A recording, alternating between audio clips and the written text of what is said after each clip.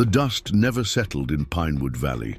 It clung to everything: clothing, furniture, skin, a fine copper powder that worked its way into the deepest crevices, marking everyone who lived there. Rebecca Morgan wiped her brow with the back of her hand, leaving another streak of dirt across her already weathered face. Before we jump back in, tell us where you're tuning in from. And if this story touches you, make sure you're subscribed, because tomorrow I've saved something extra special for you. The well had dried up again, the third time this month. She dropped the bucket with a hollow thud and stared at the cracked earth stretching from her feet to the horizon. 6 months without proper rain had turned Montana's once verdant valley into a wasteland of dying crops and desperate farmers. "Not a drop left to spare," she muttered, kicking at the parched ground. The drought had claimed her father 2 weeks ago, not from thirst, but from heartbreak, watching 50 years of family farming wither before his eyes. The debt collectors would come soon. They always did. And they always worked for one man: Edward Blackwood, the valley's land baron, who'd been systematically acquiring every failing property for the past decade. He controlled the region's only reliable water source, a fact he wielded like a weapon. Rebecca had seen dozen families forced to sell for pennies on the dollar, but her father had refused until his last breath. Now that burden fell to her. The sun burned mercilessly as Rebecca loaded the last of her vegetables onto the small cart. Most were undersized and would fetch little at market, but she couldn't afford pride. Every cent mattered now. She hitched her tired mare to the cart and climbed aboard, the wooden seat worn smooth from years of the same journey. As she traveled the dusty road to town, she passed the half-built dam on Blackwood's property, the project that had diverted water from the smaller farms, though he claimed it was simply progress. Pinewood Town emerged from the haze, a collection of weathered buildings clinging to the edge of civilization. Rebecca noticed the stairs as she tied her horse at the general store. Word of her father's passing had spread quickly, and with it, the vultures had begun to circle. "Miss Morgan," Mrs. Patterson called from the porch of the boarding house. "Fine day, isn't it? Though I imagine it's difficult without your father." The older woman's sympathy was genuine, but her eyes held the same question as everyone else's.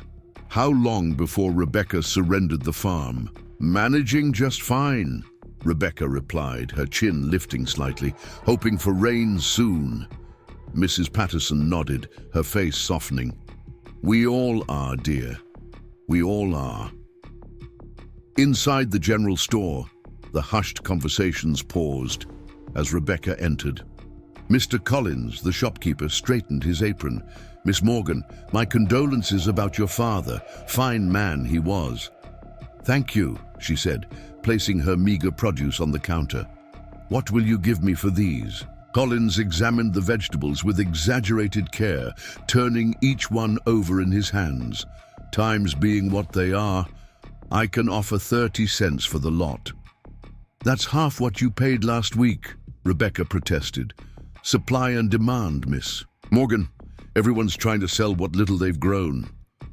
It wasn't fair, but fairness had abandoned Pinewood Valley along with the rain. Rebecca accepted the coins, tucking them into her pocket where they joined the last of her savings. Not enough for the property taxes due at month's end, let alone to repair the irrigation system her father had been working on, when his heart gave out. As she turned to leave, the store door swung open. The temperature in the room seemed to drop despite the summer heat as Edward Blackwood entered, flanked by his enforcer, Jacob Turner. Blackwood cut an imposing figure, tall and broad-shouldered, with salt and pepper hair that spoke of experience rather than age. His clothes were immaculate despite the dust, his boots polished to a shine that seemed to mock the drought-stricken. "Farmers." "Collins?" Blackwood nodded to the shopkeeper, who practically bowed in response. Then his eyes fell on Rebecca, and a smile spread across his face that never reached his eyes. "Miss Morgan, I was hoping to run into you." Rebecca clutched her empty basket tighter. "Mr. Blackwood, I was sorry to hear about your father's passing. Jonathan was a stubborn man, but I respected his determination." Blackwood stepped closer, his cologne, an expensive scent imported from back east, suffocating in the small store. "I understand the property taxes are coming due, a difficult burden for a woman alone." The other customers suddenly found reasons to examine merchandise on distant shelves. "I'll manage," Rebecca said, attempting to step around him. Blackwood didn't move. "I've prepared an offer for your land, a generous one given the circumstances. Turner here can accompany you home to discuss the details." Jacob Turner smiled coldly. He was Blackwood's shadow, handling the tasks too unpleasant for the land baron's manicured hands. "No, thank you," Rebecca replied, her voice steady despite her racing heart. "The Morgan farm isn't for sale." Something hardened in Blackwood's expression. "Everything is for sale at the right price, Miss Morgan, or under the right pressure." He glanced at Collins. "Isn't that right?" The shopkeeper suddenly became very interested in rearranging items behind the counter. "Now, if you'll excuse me." Rebecca finally managed to push past, conscious of Blackwood's eyes following her retreat. Outside, she leaned against the building, drawing deep breaths of the dry air. The confrontation had left her shaking. Everyone knew what happened to those who defied Blackwood too long. Mysterious property damage, livestock found dead, access roads suddenly blocked by fallen trees. The law, in the form of Sheriff Grant, was firmly in Blackwood's pocket. As Rebecca untied her horse, a commotion from the direction of the saloon caught her attention. A group of ranch hands were emerging, laughing and shoving one another. She recognized most of them as Blackwood's men, easily identified by their better quality clothes and well-fed appearance. But one man stood apart, not physically as he moved among them, but in his demeanor. Where they were loud and boisterous, he was quiet, observant. While they swaggered, he simply walked. Daniel Cooper had arrived in Pinewood Valley the previous spring to serve as Blackwood's foreman. Unlike Turner, Cooper wasn't known for intimidation tactics. He ran the ranch operations with quiet efficiency, maintaining a professional distance from both his employer's more questionable activities and the town's residents. Rebecca had spoken to him exactly twice, once when a stray cow had wandered onto her property, and again when he'd purchased some herbs from her garden for the ranch cook. Both encounters had been brief, polite, and unremarkable. Yet something about him had always struck her as out of place in Blackwood's empire. There was an intelligence in his eyes that seemed at odds with his role as the land baron's employee. Now, as the men passed by, Cooper glanced in her direction. For a brief moment, their eyes met. She thought she detected something. Concern, perhaps, before he looked away, continuing down the street with his rowdy companions. Rebecca dismissed the encounter from her mind. She had more pressing matters than puzzling over one of Blackwood's men. She still needed to visit the bank before heading home, though she already knew what answer she would receive to her request for a loan extension. The ride back to her farm was longer than the journey in, the weight of her situation slowing every step. The Morgan homestead came into view as the sun began its descent, 20 acres of struggling crops surrounding a modest two-story house built by her grandfather. The paint was peeling, the porch sagged slightly on one side, but it was home, the only one she'd ever known. As she unhitched the mare, Rebecca noticed hoof prints in the dirt near her gate, fresh ones that hadn't been there when she'd left. Someone had visited during her absence. Apprehension crawled up her spine as she approached the house, one hand slipping into her pocket where she kept a small knife. Nothing seemed disturbed on the porch or in the front rooms. But when she entered the kitchen, she found an envelope placed prominently on the table. Her name was written across it in elegant script. Inside was a document, Blackwood's offer for her land. Preparing and narrating this story took us a lot of time, so if you are enjoying it, subscribe to our channel. It means a lot to us. Now back to the story. The amount was insultingly low, less than a quarter of its true value even in these harsh conditions. Attached was a note in the same precise handwriting. "Miss Morgan, consider carefully before refusing. A woman alone faces many dangers in this territory. I can offer protection as well as financial security. The choice, of course, is yours to make freely. Regards, Edward Blackwood." The implication was clear. Rebecca's hands trembled as she placed the letter back on the table. Blackwood's men had been in her home, a violation that felt more intimate than any physical threat. That night, sleep eluded her. She sat by the window, her father's old shotgun across her lap, watching the moonlight cast shadows across the barren fields. The drought had taken her crops. Death had taken her father. And now, Blackwood threatened to take everything else. Yet surrendering felt like a betrayal of everything her family had built. Dawn found her still awake, resolve hardening like the parched earth outside. She would find a way to pay the taxes, to survive, until the rains returned. The Morgan farm would not become another trophy in Edward Blackwood's collection of broken dreams. 3 days later, disaster struck. Rebecca woke to the smell of smoke. She rushed outside to find her small barn ablaze, flames reaching hungrily toward the pre-dawn sky. She worked frantically with buckets from her drinking water reserves, but it was futile. By the time the fire burned itself out, the structure was beyond salvation, along with the farm equipment stored inside and half her remaining feed for the animals. As she stood amid the smoldering ruins, exhaustion and soot covering her face, hoofbeats approached from the main road. Edward Blackwood rode up, looking immaculate despite the early hour. 2 ranch hands accompanied him, but Turner and Cooper were noticeably absent. "What a terrible accident," Blackwood remarked, surveying the destruction without dismounting. "Fortunate it didn't spread to your house." "This was no accident," Rebecca said, her voice hoarse from smoke. Blackwood raised an eyebrow.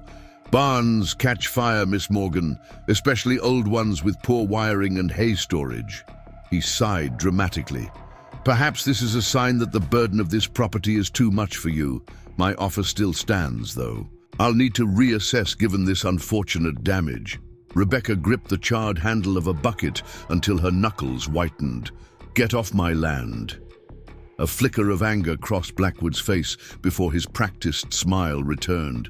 "As you wish. But remember, pride comes before a fall." He turned his horse. "I'll give you 3 more days to reconsider. After that, well, accidents tend to multiply, don't they?" She watched them ride away, despair threatening to overwhelm her. The barn could be rebuilt eventually, but the equipment was irreplaceable with her resources. Without it, bringing in what little remained of her crops would be nearly impossible. That afternoon, as Rebecca cleared debris from the barn, a rider approached, alone this time. She reached for the shotgun propped against a nearby post, prepared for another round of Blackwood's intimidation. But it was Daniel Cooper who dismounted, raising his hands slightly when he saw the weapon. "I'm not here to make trouble, Miss Morgan." Rebecca didn't lower the gun. "You work for Blackwood. That makes you trouble by association." "Fair enough." He remained where he was, making no move toward her. "I heard about the fire." News travels fast. "In Pinewood. Always."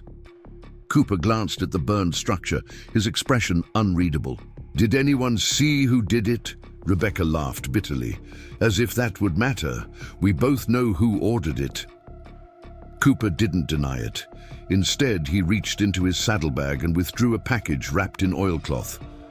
"I brought some medical supplies for burns, smoke inhalation, and some seed packets. Winter wheat. It's not much, but it might help."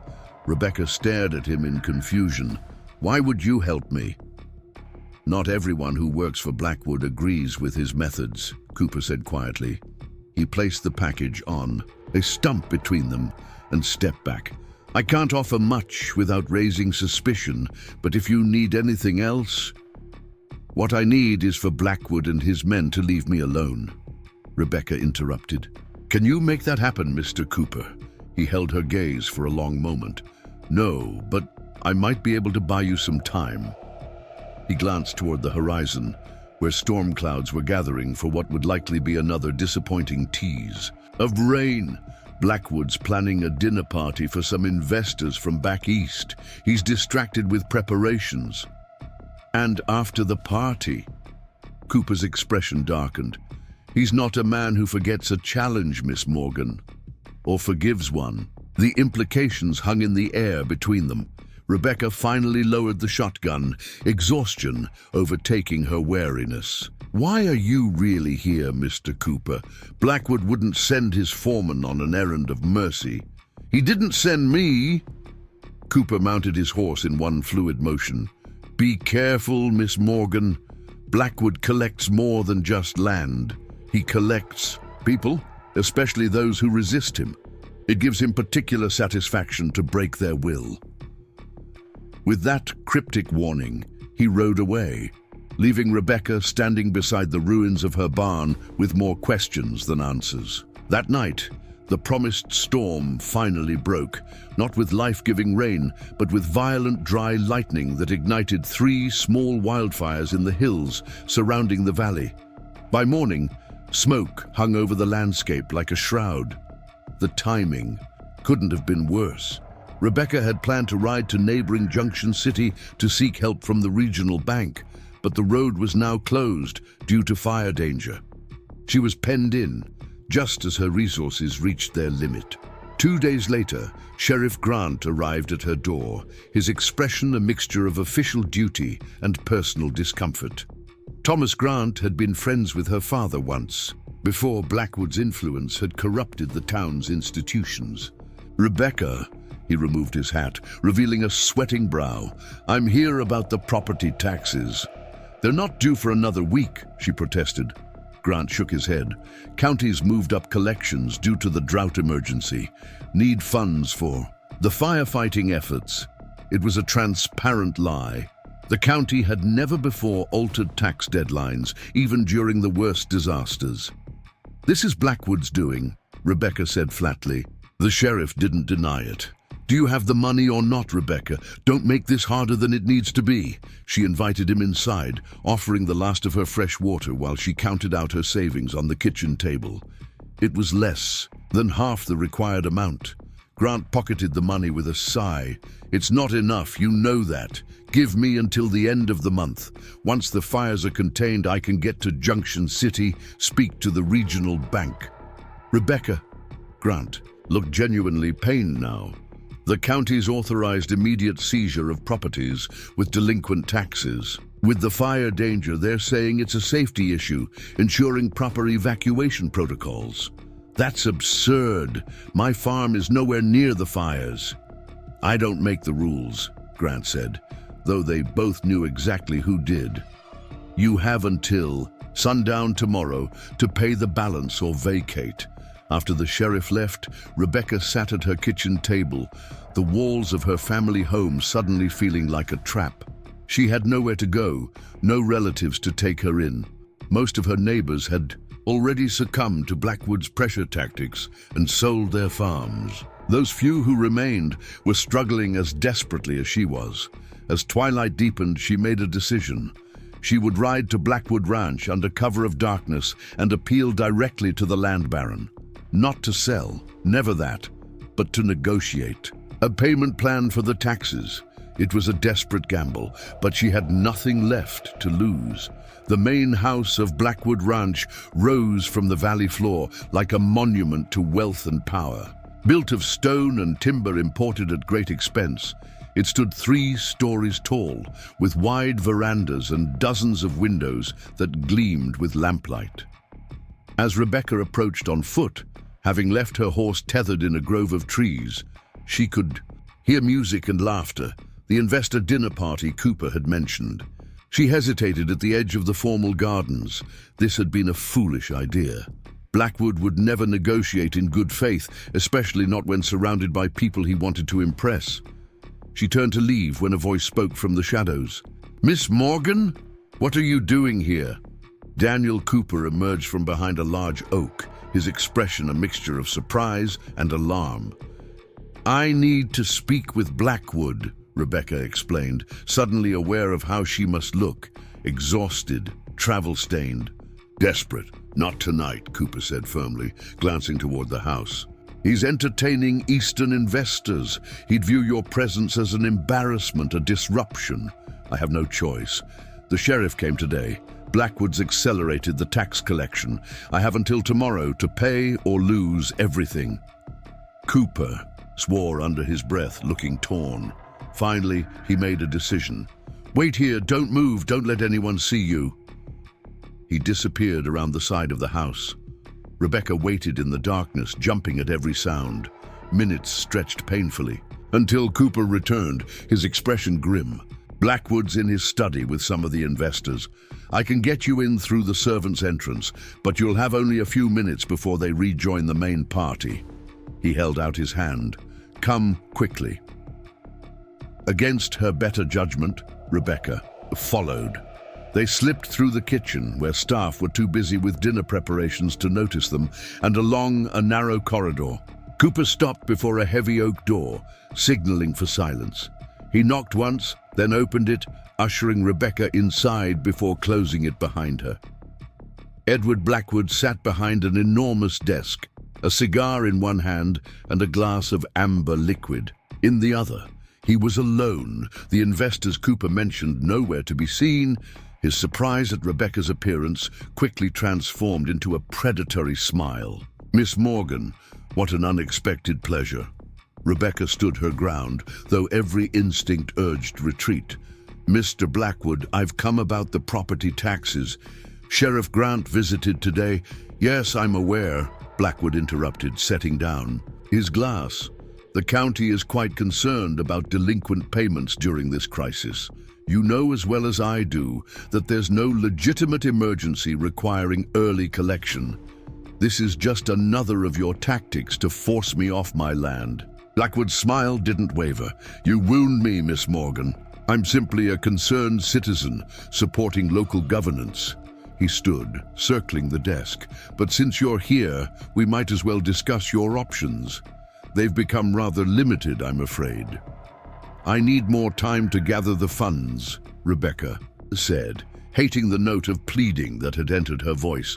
"Time is a luxury, much like water in this drought." Blackwood moved closer. "However, I might be persuaded to intervene with the county on your behalf for a consideration. I won't sell to you. I'm not asking you to sell, not anymore." His eyes traveled over her in a way that made her skin crawl. "You're a beautiful woman, Rebecca. Proud, determined. I admire those qualities. They're rare in this territory." Rebecca took a step back, her spine connecting with the bookcase behind her. "What are you suggesting?" "Marriage," Blackwood said simply. "You become my wife. Your tax troubles disappear, and your precious family land remains. In your name, technically at least. You'd want for nothing. This house, fine clothes, servants." His hand gestured to encompass the opulent study. "A considerable improvement over your current circumstances." The proposal struck her like a physical blow. "You can't be serious."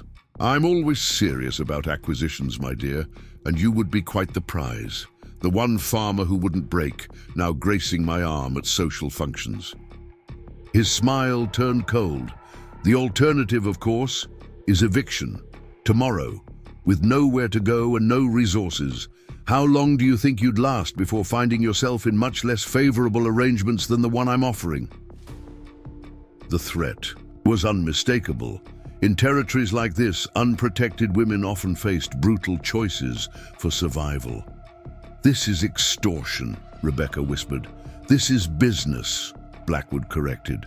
"With certain personal benefits I find appealing. You have until noon tomorrow to decide. Either meet me at the town church with Reverend Miller at 12 sharp, or watch the sheriff auction your farm to the highest bidder. which will of course be me. He returned to his desk, picking up his glass. Now, if you'll excuse me, I have guests to attend to. Rebecca fled the study, her mind reeling. She barely registered Cooper falling into step beside her, guiding her through the servants' passage and out into the cool night air. "What happened?" he asked, noting her ashen face. "He wants to marry me," she said, the words feeling surreal as they left her lips. "By noon tomorrow, or I lose everything."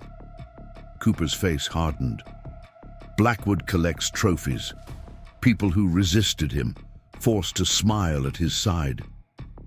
"So you've said." Rebecca looked up at the stars, the same ones that had watched over generations of Morgans working the land she was about to lose. "I can't marry him. I won't. And the farm. It's just land," she said, though the words tore at something essential inside her. "My father would rather see it lost than have me trapped in such a union." Cooper was quiet for a long moment. "There might be another way," he finally said. "It's risky, dangerous for both of us. But if you're willing to trust me..." Rebecca studied his face in the moonlight, searching for deception. Finding none, she nodded slowly. "I'm listening." "Not here." Cooper glanced back at the house. "Meet me at Whispering Creek at dawn. Come alone and tell no one." He hesitated, then added, "I can make no promises, Miss Morgan, but I won't stand by and watch Blackwood claim another victim." As Rebecca made her way back to her hidden horse, questions tumbled through her mind. Why would Blackwood's foreman risk helping her? What possible plan could save her farm without capitulating to the land baron's demands? And most troubling, could she trust Daniel Cooper, a man who had prospered under Blackwood's corrupt regime? Yet as she rode home through the smoke-tinged darkness, one thought crystallized above all others. She had nothing left to lose. Dawn broke reluctantly over Pinewood Valley, the sun a hazy red orb struggling to penetrate the smoke that hung in the air like a funeral shroud. Rebecca had spent the night in fitful bursts of sleep, haunted by visions of Blackwood's cold smile and the walls of his mansion closing around her. She rose before first light, donning her sturdiest clothes and boots. Whatever Cooper was planning, she needed to be prepared. Whispering Creek lay a mile east of her property, a thin ribbon of water that had once been a vibrant stream but was now reduced to a trickle by the relentless drought. Its banks were lined with ancient cottonwoods whose leaves rustled in even, the gentlest breeze giving the place its name.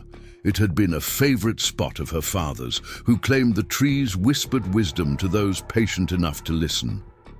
Rebecca arrived just as the first rays of sunlight filtered through the branches. The place was deserted. Had Cooper's offer been a cruel joke, or worse, a trap set by Blackwood to humiliate her further? She waited in the shadow of the largest cottonwood, nerves strung tight as fence wire.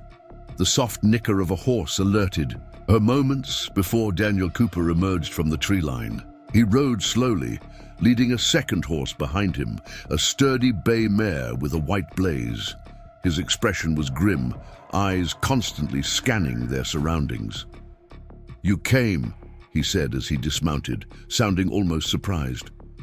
"I had little choice," Rebecca replied, "though I'm beginning to wonder if this is wise." Cooper secured both horses to a low branch. "It's not wise, it's desperate, but it might be your only chance."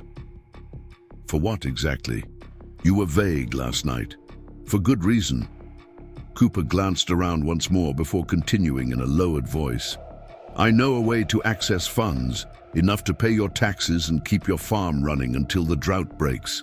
Hope flickered briefly in Rebecca's chest before suspicion doused it. "What funds? And why would you help me against your employer's interests?" Cooper's jaw tightened. "My reasons are my own. As for the money..." He hesitated. "Blackwood keeps a safe in his office, emergency cash for bribes, payoffs to officials, that sort of thing. Money that never appears in any ledger." Rebecca stared at him in disbelief. "You're suggesting we steal from Edward Blackwood?" "I'm suggesting we reallocate funds he extorted from farmers just like you." Cooper's eyes hardened. Money he gained through intimidation, arson, and worse. "This is madness. If we're caught, then I hang, and you face worse than a forced marriage." Cooper didn't sugarcoat it. "I'm offering a chance, Miss Morgan, not a guarantee." Rebecca paced along the creek bank, mind racing. "Even if we succeeded, he'd know. The moment I pay those taxes with cash, he'll suspect. That's the second part of the plan." Cooper reached into his saddlebag and withdrew a folded document. "This is a letter from the First Bank of Junction City, confirming approval of a small loan to Rebecca Morgan for agricultural improvements, dated last week, before the road closures." Rebecca took the paper, examining the bank letterhead and official stamp. "This is a forgery." "A good one," Cooper agreed, "along with a receipt for your payment at the Junction City tax office, showing you rode there and back when the roads were briefly opened between lightning storms." "But the sheriff knows I never left town." "The sheriff drinks himself to sleep. Every night, his memory of the past week is spotty at best." Rebecca's mind whirled with implications. "Why go to such lengths? Blackwood hired you to run his ranch, not undermine him." Something dark flickered across Cooper's face. "I was more than hired. I was indebted. My brother owed Blackwood money from gambling debts. When he couldn't pay, Blackwood had him beaten so badly he lost sight in one eye. I took over the debt, agreed to work it off managing the ranch. So this is revenge." "Justice," Cooper corrected. "I've watched Blackwood destroy too many lives while I stood by, including my own." Rebecca studied him, searching for deceit, but finding only a tightly controlled anger that matched her own. "If I agree to this plan, what exactly does it entail?" Cooper checked the position of the sun, which had risen higher during their conversation. "We don't have much time. Blackwood expects your answer at noon, which means we have to move now." He outlined the plan quickly. They would return to Blackwood Ranch under the pretense that Rebecca had decided to accept his proposal. While Cooper distracted the household with necessary preparations, Rebecca would slip into the study and access the safe using the combination Cooper had observed months earlier. "How do I explain my early arrival?" Rebecca asked. "Practical, despite." Her racing heart. "Tell him you were too distressed to sleep and decided to accept his generous offer immediately." Cooper's voice was bitter. "Blackwood's ego will believe it." "And after I have the money?" "We create a diversion, something to clear the house and give you an escape route. You return to your farm and prepare your alibi. The loan documents will be waiting for you there, along with the bank and tax office receipts. When the sheriff comes at noon, you pay the taxes with cash, supposedly from Junction City. What about you? Won't Blackwood suspect your involvement?" Cooper's expression remained unreadable. "I have my own arrangements. Don't concern yourself with my part." The plan was reckless, dangerous, and likely to fail in a dozen different ways. Yet Rebecca found herself nodding. "When do we start?" "Now. Every minute brings us closer to noon." Cooper untied the bay mare. "This is Sadie. She knows the trails better than any horse in the valley and can outrun Blackwood's fastest stallion." As Rebecca mounted, an unexpected thought struck her. "You've been planning this for a while, haven't you? Not just since last night." Cooper adjusted Sadie's saddle with practiced efficiency. "Let's just say I've been waiting for the right moment. Blackwood's ultimatum provided it." He swung onto his own horse. "Stay close. We'll approach from the north ridge where the trees provide cover." They rode in silence, each lost in their own thoughts. Rebecca considered the enormity of what she was about to attempt. Theft, fraud, deception. Actions that contradicted everything her father had taught her about honesty and integrity. Yet, what choice did she have? Surrender her freedom to a man who had destroyed so many lives, or fight back using his own methods against him? Blackwood Ranch came into view as they crested the ridge. From this angle, it resembled a small fortress, the main house surrounded by outbuildings, corrals, and carefully tended grounds that remained green despite the drought.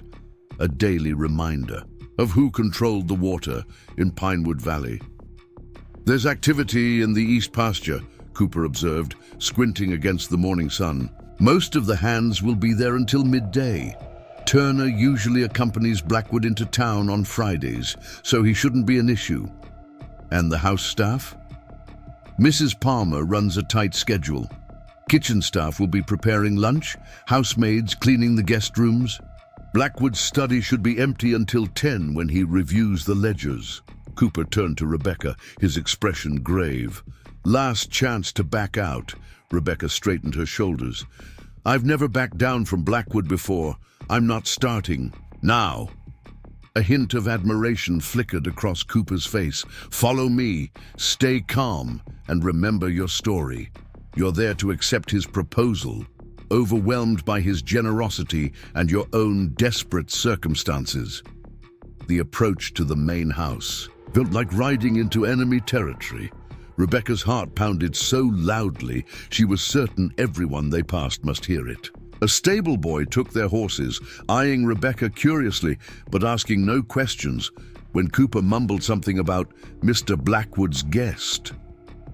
The front entrance loomed before them, its massive oak doors carved with scenes of pioneer conquest that Rebecca had always found distasteful. Men on horseback, driving native peoples from the land, forests falling beneath axes, mountains yielding to dynamite. "Ready?" Cooper asked quietly. Rebecca nodded, assuming the demeanor of a defeated woman. She would need every bit of acting ability to convince Blackwood of her surrender. The housekeeper, Mrs. Palmer, answered Cooper's knock, her eyebrows rising. At the sight of Rebecca, "Miss Morgan, we weren't expecting you until noon." "Is Mr. Blackwood available?" Rebecca asked, infusing her voice with nervous anticipation. "I've made my decision and couldn't wait to inform him." Mrs. Palmer's expression softened into something like pity. "Of course, dear. He's in the breakfast room. Mr. Cooper, perhaps you should announce her." "That's why I escorted her personally," Cooper agreed smoothly. "Miss Morgan was walking along the main road, looking quite distressed. I thought it best to bring her directly to the house." The breakfast room was located at the rear of the house, overlooking gardens that remained lush despite the drought afflicting the surrounding valley. Blackwood sat alone at a table that could seat 12, a newspaper propped before him as he enjoyed coffee and what appeared to be freshly baked pastries. He looked up as they entered, surprise quickly masked by pleased satisfaction. "Miss Morgan, this is an unexpected pleasure." Rebecca forced herself to approach, hands clasped before her to hide their trembling. "Mr. Blackwood, I've considered your proposal and reached a decision." Blackwood set aside his newspaper, gesturing to the chair beside him. "Please, join me. I'll leave you to your discussion," Cooper said from the doorway, his tone professionally neutral. "Mrs. Palmer mentioned some issues with the south fence line that require attention." Yes, Blackwood waved dismissively. "Handle it, Cooper." Rebecca sat stiffly, acutely aware that Cooper would now be positioning himself to create the necessary diversion. She needed to keep Blackwood engaged and away from his study for at least 15 minutes. "Coffee?" Blackwood offered, already signaling a hovering servant. "Thank you." Rebecca accepted the cup, though her stomach churned at the thought of consuming anything in this house. "I must admit, I didn't expect your answer quite so early," Blackwood said, studying her face with calculated interest. "What brings you to my door at this hour?" Rebecca lowered her eyes, channeling the genuine distress of her situation into her performance. "I couldn't sleep. The thought of losing my father's land, of having nowhere to go." She allowed her voice to falter. "Your offer, while unexpected, provides a solution I hadn't considered." "Marriage is more than a solution to financial troubles. My dear, Blackwood's voice carried a note of warning beneath its surface charm. "It's a lifetime commitment. I would expect certain obligations to be fulfilled enthusiastically." The implication made Rebecca's skin crawl, but she forced a demure nod. "Of course. My father always taught me that commitment requires dedication." This seemed to please Blackwood. He reached across the table to grasp her hand, his skin cool and dry. "You've made a wise decision, Rebecca, one that will benefit us both." His thumb stroked across her knuckles in a proprietary gesture. "I've already spoken with Reverend Miller. We can formalize our arrangement today, as planned." Rebecca withdrew, her hand on the pretense of adjusting her collar. "So soon, I haven't even had time to prepare properly." "What preparations are needed? You have nothing to pack that can't be replaced with better." Blackwood sipped his coffee, eyes never leaving her face. "Unless you're having second thoughts." "No," Rebecca said quickly. "It's just a bride typically wishes to look her best. Perhaps a day or two to arrange a suitable dress, to inform what few friends remain in the valley." Blackwood's expression hardened slightly. "The taxes are due today, Rebecca. Any delay risks your precious farm falling into county hands before our marriage can protect it." He stood abruptly. "Come, let me show you what will soon be your home. You'll find the accommodations quite an improvement over your current situation." Panic fluttered in Rebecca's chest. Cooper needed time to set up the diversion, and she still hadn't accessed the safe. "Actually, I was hoping to freshen up first. The ride here was dusty, and I'd like to make myself presentable." Blackwood paused, then nodded with reluctant courtesy. "Mrs. Palmer will show you to a guest room. Take no more than 20 minutes. I have business in town at 11. As if summoned by her name, the housekeeper appeared in the doorway. "Mr. Blackwood, I apologize for the interruption, but there's a situation requiring your immediate attention. It seems one of the new irrigation pumps has malfunctioned, flooding the Eastfield Road." Irritation flashed across Blackwood's face. "Where is Cooper? Isn't this precisely why I employ him?" "Mr. Cooper is already there, sir, but he requested your presence. Something about the equipment warranty requiring owner documentation of the failure." Blackwood swore under his breath. "The incompetence I endure." "Very well." He turned to Rebecca. "Mrs. Palmer will see to your needs. I shouldn't be long. We'll continue our discussion when I return." After he strode from the room, Mrs. Palmer gave Rebecca a sympathetic smile. "Come, dear, let's find you somewhere to rest for a moment." Instead of leading Rebecca upstairs as expected, the housekeeper guided her down a hallway toward the rear of the house. "Mr. Cooper suggested the blue room would be most comfortable," she said, her voice dropping to a near whisper. "It has a lovely view of the gardens." Rebecca followed in confusion until Mrs. Palmer stopped before a door, glancing quickly in both directions before speaking in an urgent undertone. "The study is the third door on the right from here. Mr. Blackwood will be occupied for at least 30 minutes with that pump disaster. Whatever you're planning, be quick about it." Before Rebecca could respond, the older woman pressed a small key into her palm. "This opens his desk. The safe is behind the portrait of his father." "You're helping us?" Rebecca asked, stunned. Mrs. Palmer's eyes hardened. "My sister owned the Henderson farm before Blackwood drove her to ruin. She died in a territorial poorhouse last winter. With that, she turned and walked away, calling loudly, 'Take your time, Miss Morgan. Ring the bell if you need anything.'" Alone in the hallway, Rebecca stood frozen in momentary shock. Then training took over. She moved quickly to the study door, finding it unlocked as Cooper had promised.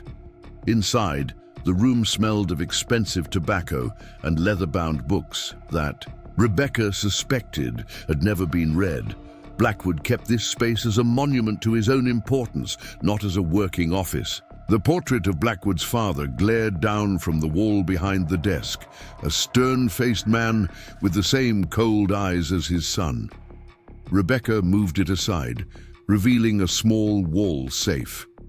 Her hands trembled as she dialed the combination Cooper had provided: Blackwood's birth date, a fact he mentioned so frequently it was common knowledge in the valley.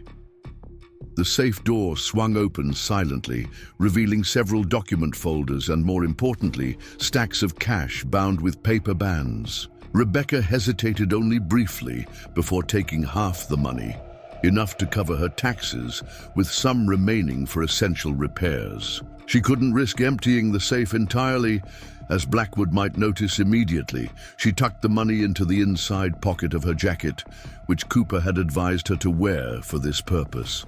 After closing the safe and replacing the portrait, she used Mrs. Palmer's key to open the desk, searching quickly for any documents relating to her property. In the bottom drawer, she found a folder labeled Morgan Farm, containing not only tax records, but copies of her father's mortgage papers and what appeared to be forged transfer deeds awaiting only her signature. The evidence of Blackwood's premeditated theft was too valuable to leave behind. Rebecca added these papers to her jacket pocket before carefully relocking the desk. She had just straightened the chair when a distant explosion shook the house, Cooper's diversion right on schedule. Shouts erupted from outside. Rebecca moved to the window, seeing staff running toward what appeared to be a fire in one of the outbuildings. Thick black smoke billowed skyward. The planned distraction was clearly more dramatic than she'd anticipated. She slipped from the study and hurried down the hallway toward the rear servants' entrance Cooper had described. The kitchen was deserted, its staff having joined the commotion outside. Rebecca eased the door open and stepped into the morning air, keeping close to the shadow of the building. As she rounded the corner toward the stables, where Sadie should be waiting, a hand clamped over her mouth. Rebecca struggled instinctively until Cooper's voice whispered in her ear, "It's me. Don't make a sound."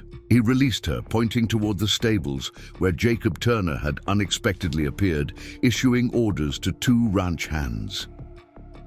"Change of plans," Cooper murmured. "Turner was supposed to be in town. We'll take the North Trail instead." They skirted the commotion, using smoke and chaos as cover. Two horses waited in a small grove beyond the formal gardens, Sadie and Cooper's own mount. "Did you get it?" Cooper asked as they reached the animals. Rebecca patted her jacket. "Money and some interesting documents. Your housekeeper helped." Surprise flashed across Cooper's face. Mrs. Palmer. She had her own grievance against Blackwood, something about her sister. Cooper nodded grimly as he helped Rebecca mount. "Blackwood leaves a wide trail of victims. Let's move before—" "Cooper!"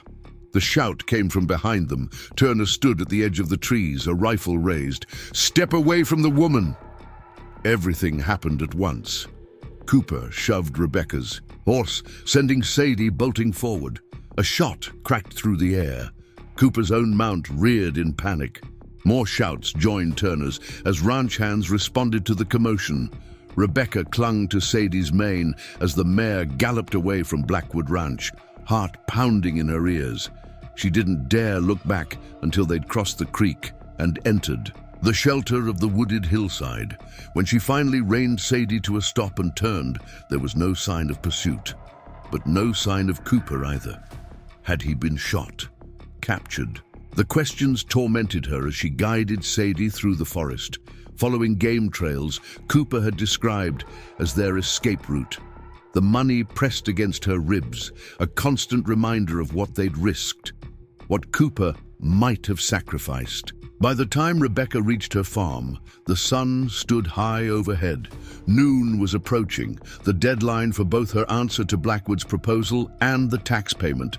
She stabled Sadie behind the house where the mare wouldn't be immediately visible, then entered through the kitchen door. On her table lay the forged documents Cooper had promised, the loan approval, receipts from Junction City, and a small leather pouch containing the official tax stamps to validate her payment. She quickly counted out the exact amount due, placing it in an envelope with the county tax form. A sound from the front of the house froze her in place. Someone was on her porch. Rebecca slipped the money envelope into her pocket and moved cautiously to the window. Sheriff Grant stood there, hand raised to knock. The clock on her mantel showed 11:45, 15 minutes before the deadline. The sheriff was early, likely hoping to catch her unprepared or already gone. Rebecca composed herself, tucking loose strands of hair behind her ears and pinching her cheeks for color. Then she opened the door with a smile of determined confidence. "Sheriff Grant, you're just in time.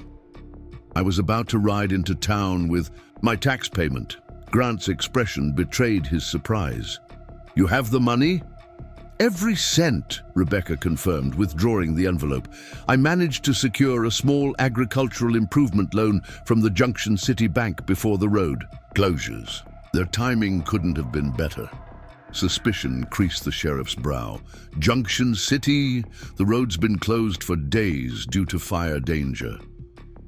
"There was a brief window when they allowed emergency travel," Rebecca explained, offering the forged receipt. "I left before dawn on Tuesday, returned late Wednesday. It was a hard ride, but worth it to save my father's farm." Grant examined the documents with obvious reluctance to find them in order. "These seem legitimate." "They are, Sheriff. You can verify with the bank once communications are restored." Rebecca counted out the tax payment, watching as Grant reluctantly stamped the receipt confirming payment in full. "Blackwood will be surprised," Grant said, unable to disguise his unease. "He seemed certain you'd be accepting his other proposal." "Mr. Blackwood misunderstood my intentions," Rebecca replied coolly. "Please convey my regrets that I won't be meeting him at the church today, or any other day." After the sheriff departed, Rebecca sagged against the doorframe, exhausted and overwhelmed. She had secured her farm, at least temporarily. But at what cost? Cooper was missing, possibly injured or captured. Blackwood would soon realize the theft, and his vengeance would be swift and merciless. The sound of approaching hoofbeats sent her scrambling for her father's shotgun. She peered cautiously through the window, finger tensed on the trigger.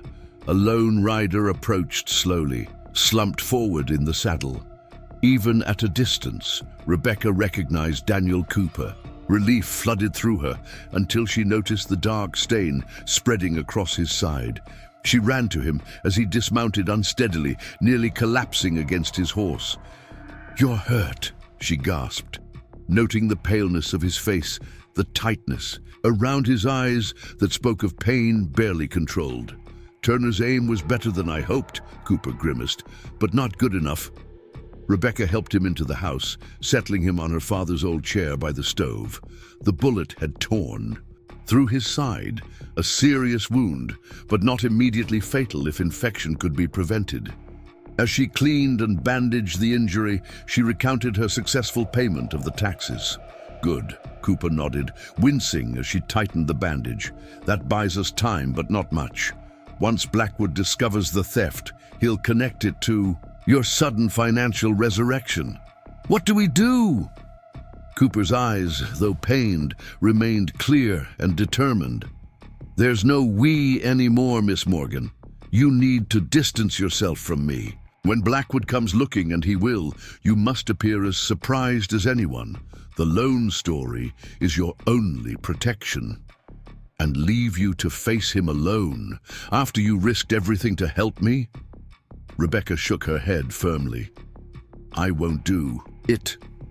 This isn't open for debate. Turner saw us together. If Blackwood finds me here, your lone story collapses, and we both hang." Cooper attempted to stand, but fell back with a groan. "I just need a few hours to rest, then I'll be on my way." Rebecca recognized the stubborn set of his jaw, the same expression her father had worn when his mind was made up beyond changing. "Fine, rest, but this discussion isn't over." As Cooper drifted into uneasy sleep, Rebecca sat by the window, rifle across her lap, watching the road that led from town. Sheriff Grant would have reached Blackwood by now. The land baron would know his marriage scheme had failed. His next move was the only question. The afternoon shadows lengthened into evening. Cooper's fever rose, his breathing becoming labored. Rebecca bathed his forehead with cool cloths, administered what medicines she had, and prayed for the first time since her father's death. She must have dozed, for she woke with a start to the sound of voices outside. Night had fallen, and through the window, she saw the glow of torches approaching from the direction of town. Many torches. Cooper stirred on the cot where she had moved him. "They're coming," he murmured, attempting to rise despite his injury. "You need to go, now." "This is my home," Rebecca said, checking the rifle's load. "I'm not abandoning it. Blackwood will have half the county with him. They'll burn this place to the ground if they think you help me." Cooper grabbed her wrist with surprising strength. "There's a cave in the northern hills. My brother and I used it as boys. Take Sadie, ride north along the creek until you reach the split oak. The path leads up from there. And leave you here to die? No. I'm coming with you," Cooper insisted. "Help me up." He was too weak to ride alone, but Rebecca managed to get him onto Sadie, mounting behind him to support his weight. They slipped away from the farm just as the first riders entered her property, torches casting long shadows across the drought-hardened fields. From the safety of the ridgeline, Rebecca watched as men swarmed her home, searching outbuildings, and eventually emerging empty-handed. Blackwood's figure was unmistakable, even at a distance, directing the search with sharp gestures. When they found nothing, the order came. Flames erupted from her home, the fire spreading quickly through the dry timber. Tears streamed down Rebecca's face as generations of Morgan history burned. Yet something else burned within her too, a determination that had been kindled the moment she decided to fight rather than surrender. "I'm sorry," Cooper whispered, his voice weak but steady. "But better the house than you." Rebecca nodded, steel entering her spine as she turned Sadie toward the northern hills. "We'll rebuild, and Blackwood will pay for what he's taken from both of us." As they rode through the darkness, the cave Cooper had mentioned loomed ahead, a sanctuary for now, but Rebecca harbored no illusions about their situation. They were fugitives in their own valley, wounded, outnumbered, and facing an enemy with unlimited resources and influence. Yet for the first time since her father's death, Rebecca wasn't alone in her fight, and that made all the difference. The mountain cave provided shelter, but little comfort. Wind whistled through narrow fissures in the rock, bringing with it the acrid smell of distant fires.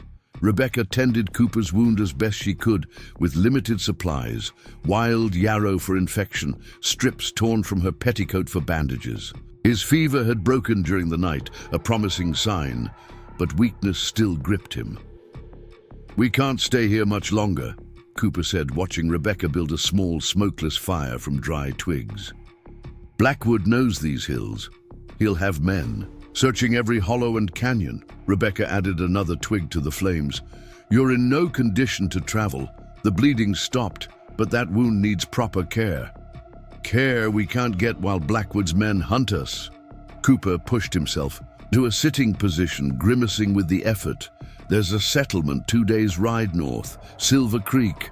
Small enough that Blackwood's influence hasn't reached it. Large enough to have a doctor. 2 days. You can barely stand."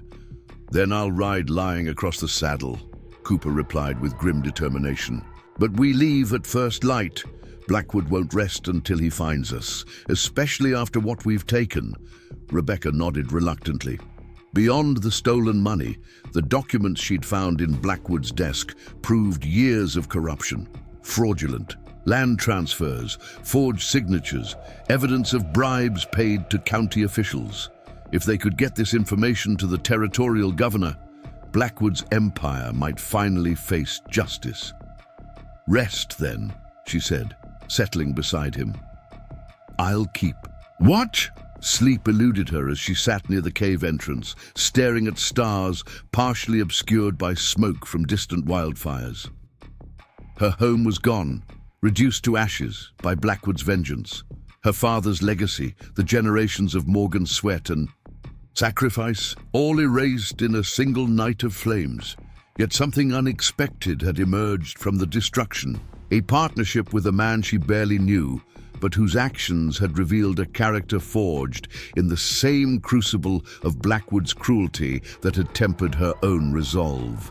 Dawn came too quickly, pale light seeping through the forest canopy. Rebecca doused their small fire and packed their meager supplies. Cooper insisted on walking to where they'd hidden Sadie, though each step clearly cost him. "We'll ride double," Rebecca decided, noting his pallor. "You're in no condition to manage a horse alone." Cooper didn't argue, a testament to his weakened state. They set out along game trails, avoiding the main passes where Blackwood would certainly have men posted. Rebecca felt the weight of Cooper's body against her back, his breathing labored but steady. The stolen money and documents were secured in a pouch strapped beneath her shirt, pressing against her skin with each movement of the horse. By midday, the forest thinned, giving way to rocky terrain that offered little cover. Rebecca reined Sadie to a halt at the edge of a vast meadow. Crossing such an exposed space was risky, but circumventing it would add hours to their journey. "We have to chance it," Cooper murmured, following her gaze. "Ride hard, don't stop for anything." Rebecca nodded, gathering the reins. "Hold tight." They broke from the tree line at a gallop, Sadie's hooves thundering across the open ground. Wind rushed past Rebecca's face as they raced toward the distant shelter of pines on the far side. For a brief, exhilarating moment it felt like freedom, until the crack of a rifle shot shattered the illusion. "Riders!" Cooper shouted, twisting to look behind them. "3 of them, coming fast!" Rebecca urged Sadie faster, but the mare was already running at full speed, burdened by 2 riders. The pursuing horsemen gained steadily, dust rising from their mounts' hooves. "It's Turner," Cooper confirmed grimly, "and 2 of Blackwood's best trackers." They reached the tree line with their pursuers only 100 yards behind. The forest offered cover, but slowed their pace as they navigated between trunks and over fallen logs. "We can't outrun them," Rebecca realized. "Not both of us on one horse." Cooper's arm tightened around her waist. "There's a ravine ahead. Narrow. Enough that they'll have to come through single file." Rebecca understood immediately. "An ambush. It's our only chance," Cooper confirmed, "but I'll need a weapon." Rebecca passed him her father's revolver, keeping the rifle for herself. They pushed on until the ravine came into view, a jagged cut through the earth where centuries of snowmelt had carved a path between towering rock walls. "There," Cooper pointed to a ledge overlooking the passage. "Get up there with the rifle. I'll continue on foot, draw them into the ravine." "You can barely walk," Rebecca protested. "I can manage enough to be convincing." Cooper slid from the horse, nearly collapsing as his legs absorbed his weight. He steadied himself against a tree. "They'll expect us to stay together. Seeing me alone, apparently abandoned, will make them careless." Rebecca wanted to argue, but the sound of approaching riders left no time. She guided Sadie up a steep trail, to the ledge Cooper had indicated, concealing herself among boulders with the rifle braced against the rock. Below, Cooper staggered deliberately into the ravine, making his vulnerability obvious. He moved slowly, occasionally glancing back as if fearing pursuit, the perfect image of a wounded man abandoned by his companion.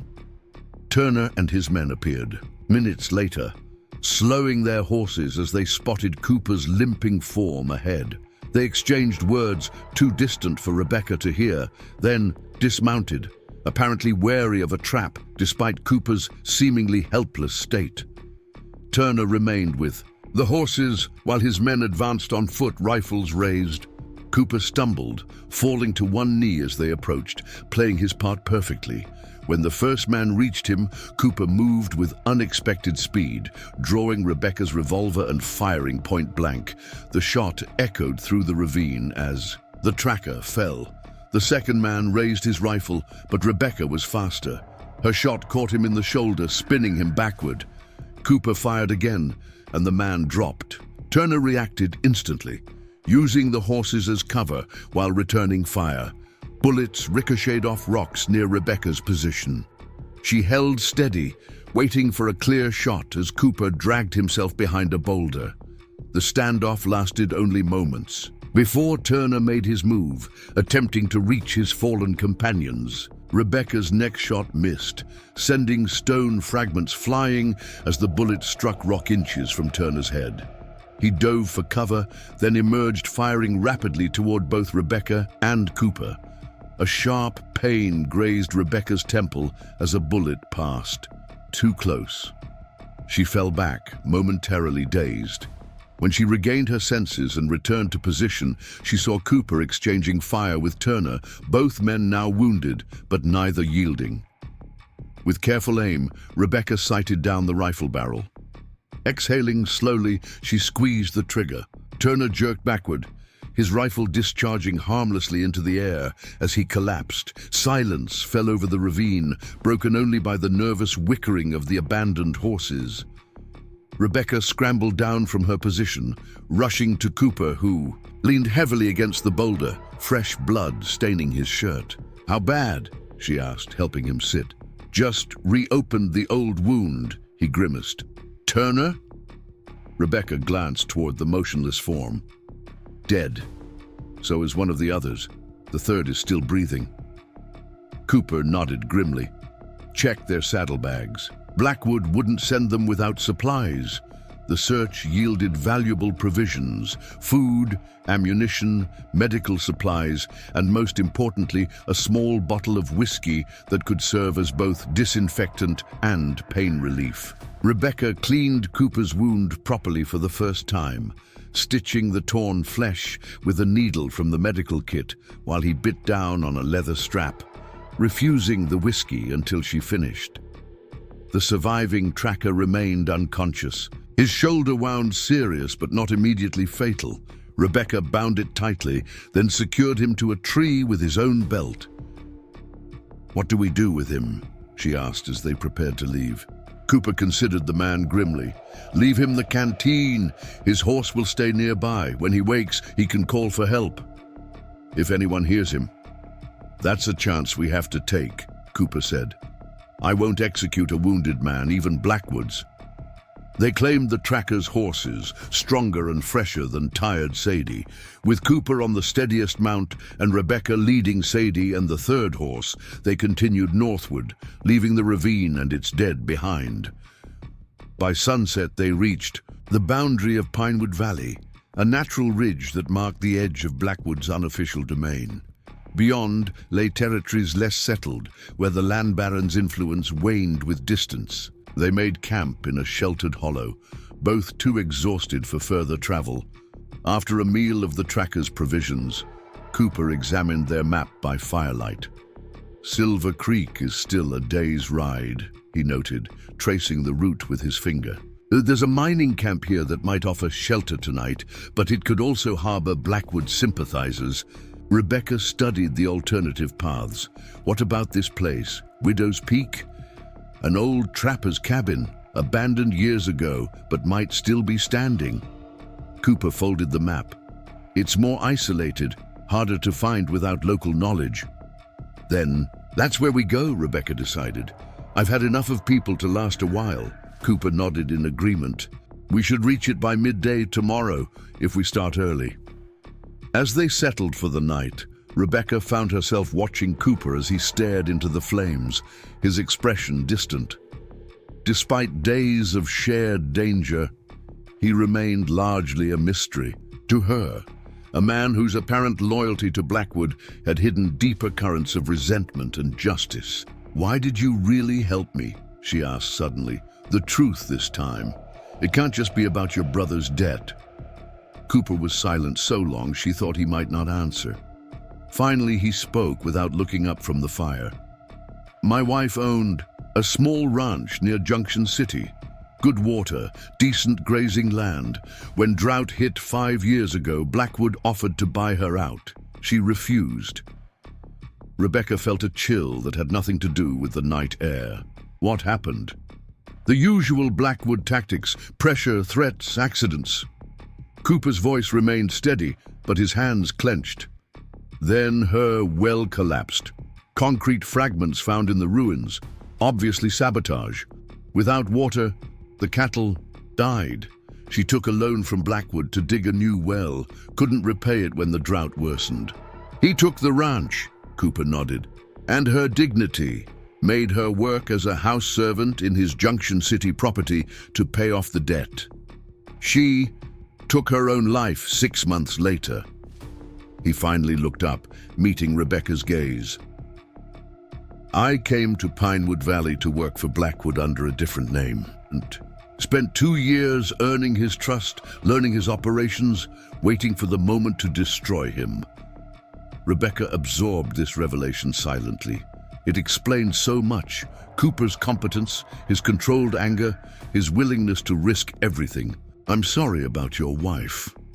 Catherine was a lot like you, Cooper said quietly. Strong-willed, independent. She would have fought to the end if I'd been there. Self-recrimination edged his words. I was working a cattle drive in Wyoming when Blackwood made his move.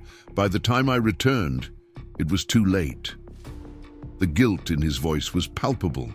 The burden of a man who believed his absence had cost everything. Rebecca recognized it all too well from her father's final days, when he'd blamed himself for failing to save their farm from the drought. We'll make Blackwood pay, she promised. Not just for what he did to us, but for everyone he's destroyed. Cooper's expression softened slightly. Getting those documents to the territorial governor is more important than revenge. With proof of corruption, the law can finally touch him.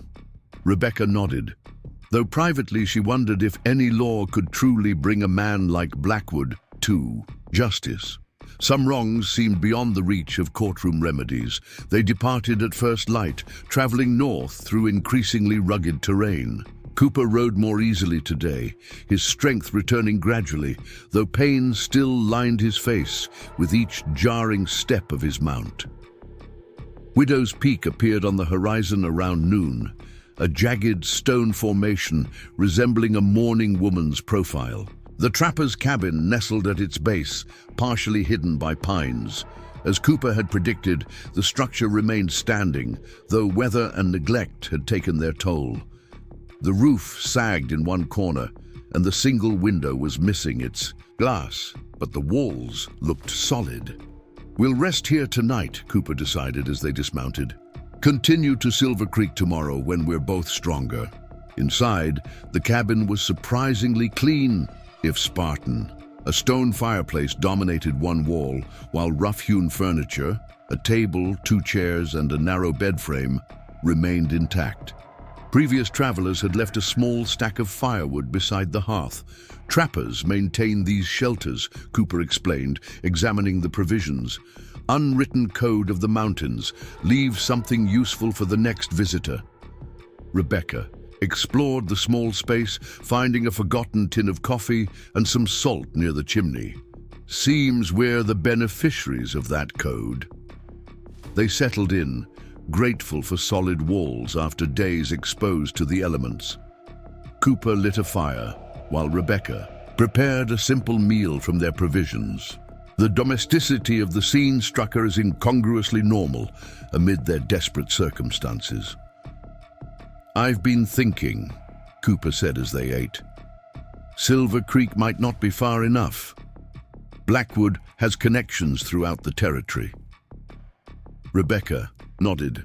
The documents mentioned business interests as far as Helena. Once we get to Silver Creek, we should send the evidence to the governor by courier, then keep moving. Cooper's expression was grim. Maybe all the way to Oregon. Blackwood's reach ends at the territorial border. The suggestion stunned Rebecca. Oregon? That's hundreds of miles. A new start, Cooper said quietly, for both of us. There's nothing left in Pinewood Valley except Blackwood's vengeance. Rebecca stared into the fire, confronting the reality of her situation. Her home was ashes, her land seized, her father's legacy erased. What truly remained to hold her in Montana territory? Yet the thought of such permanent exile from the only place she'd ever known felt like another kind of death. "I need time to consider it," she said finally. Cooper nodded, respecting her hesitation. "Of course, it's not a decision to make lightly." As evening deepened into night, Rebecca took first watch, sitting by the window where she could observe the approach. To the cabin, Cooper slept on the narrow bed, his breathing finally even and untroubled by fever. The moon rose, casting silver light across the landscape and transforming Widow's Peak into an ethereal sentinel. In this remote place, Blackwood's threats seemed distant, almost imaginary. Rebecca allowed herself to imagine briefly a life beyond his shadow, perhaps in Oregon, as Cooper suggested, or somewhere else where drought and land barons held no power. A sound outside snapped her from her reverie, the soft nicker of a horse answering their own mount's greeting. Someone was approaching. Rebecca moved silently to wake Cooper, placing a hand over his mouth as his eyes opened. "Riders," she whispered. "At least one, maybe more." He was instantly alert, reaching for his revolver as he rose. "How far?" "Close, coming from the south." They positioned themselves on either side of the door, weapons ready. Minutes passed in tense silence before a voice called from outside. "Hello, the cabin. Anyone there?" Rebecca and Cooper exchanged glances. The voice was female, unexpected in these remote hills. "We saw your smoke," the woman continued. "We're not looking for trouble, just shelter for the night. The storm's coming. In fast." Rebecca hadn't noticed any weather change, but now she registered the shifting wind, the heaviness in the air that preceded mountain storms. Still, this could be a trap. Blackwood using an innocent-sounding woman to lure them into the open. Cooper moved to the window, peering cautiously through the broken frame. "Two riders," he whispered. "A woman and what looks like a young boy. They appear unarmed, but—" "Hello?" the woman called again. "Please, my son is cold. We've been traveling all day." Rebecca joined Cooper at the window. The woman sat astride a draft horse ill-suited for mountain travel, a boy of perhaps 12, huddled before her in the saddle. Their clothes were worn, their postures exhausted. "What do you think?" Rebecca asked quietly. Cooper studied the pair. Could be innocent travelers, could be bait. If Blackwood found us, would he bother with such a ruse? Why not simply attack? True, Cooper conceded, and they don't look like his type of operatives. Rebecca made her decision, moving toward the door. "We can't leave them out there with a storm coming. If they're Blackwoods, they already know we're here. If not, they could freeze." Cooper positioned himself where he could cover her, revolver ready, as Rebecca opened the door partially. "Who are you?" she called. "What brings you to these mountains?" The woman's relief was visible even in the moonlight. "Oh, thank goodness. I'm Hannah Mercer. This is my son, Caleb. We're traveling to Silver Creek to meet my brother. Lost our way when the trail markers ended." Their story seemed plausible. Silver Creek attracted many seeking fresh starts after failing elsewhere. Still, caution guided Rebecca's response. "Dismount slowly," she instructed. "Leave any weapons with your horse." "We're not armed," Hannah assured her, carefully sliding from the saddle with her son. "Just lost and tired." Cooper maintained his vigilance as Rebecca allowed them inside. Hannah Mercer appeared to be in her 30s, with careworn features that suggested hard living. The boy, Caleb, was thin and pale, his eyes too old for his young face. "Thank you," Hannah said as they entered the cabin's warmth. The temperature dropped so suddenly. They say mountain storms this time of year can be deadly. Cooper lowered his weapon but remained alert. "Where are you coming from, Mrs. Mercer?" "Junction City," she replied, helping her son settle near. "The fire," My husband died in a mining accident last month. His debts took everything, so we're starting fresh with my brother's family. The mention of Junction City raised Rebecca's suspicions again. It was too close to Blackwood's sphere of influence. Did you know a man named Edward Blackwood there? Hannah's expression darkened. Unfortunately, yes. He owned the mine where Jack died, refused compensation, claimed Jack violated safety protocols. Her hands trembled slightly. Blackwood's mines have the worst safety record in the territory, but no official ever investigates. His money buys silence. The bitterness in her voice rang true, the familiar tone of someone else wounded by Blackwood's callousness. Rebecca and Cooper exchanged glances, a silent communication passing between them. This woman was no agent of their enemy, but another of his victims. "You're welcome to share our shelter," Rebecca said, relaxing slightly. "We have some food to spare." Relief softened Hannah's features. "God bless you. We've been traveling for days, sleeping rough since our money ran out." As Rebecca prepared a meal for their guests, Cooper engaged Hannah in careful conversation, extracting information without revealing too much about themselves. They learned that Junction City was in turmoil. Drought had devastated crops.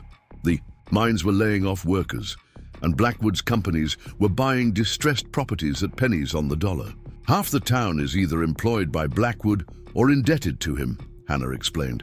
"Those who speak against him tend to suffer accidents or find themselves facing trumped-up charges." "Sounds familiar," Rebecca commented, serving bowls of stew. Hannah studied her with newfound interest. "You've had dealings with him too?" Rebecca hesitated, unsure how much to divulge. Cooper answered for her. "Let's just say we understand Blackwood's methods better than most." Something shifted in Hannah's demeanor, wariness giving way to a desperate hope. "Are you running from him, like us?" Cooper and Rebecca exchanged glances again. The question revealed more about Hannah than she perhaps intended. She wasn't simply relocating after her husband's death. She was fleeing. "What really happened in Junction City, Mrs. Mercer?" Cooper asked quietly. Hannah's eyes filled with tears. "After Jack died, Blackwood offered to help with our debts. His terms were unacceptable." She glanced at her son, choosing her words carefully. "When I refused, accidents began happening. A fire in our woodshed, stones thrown through our windows. Then Caleb was beaten by unknown men on his way home from school, with a warning that worse would come." Rebecca felt a familiar anger rising. "So you ran?" "That night," Hannah confirmed. "Took what little we could carry and left. My brother doesn't know we're coming, but he's a good man. He'll help us." The parallel to their own situation was unmistakable. Here was yet another family uprooted by Blackwood's cruelty, seeking refuge beyond his reach. "Silver Creek is our destination too," Cooper said after a thoughtful pause. "We could travel together. Safety in numbers." Rebecca nodded agreement, though uncertainty nagged at her. Adding companions complicated their journey, created more vulnerable points should Blackwood's men find them.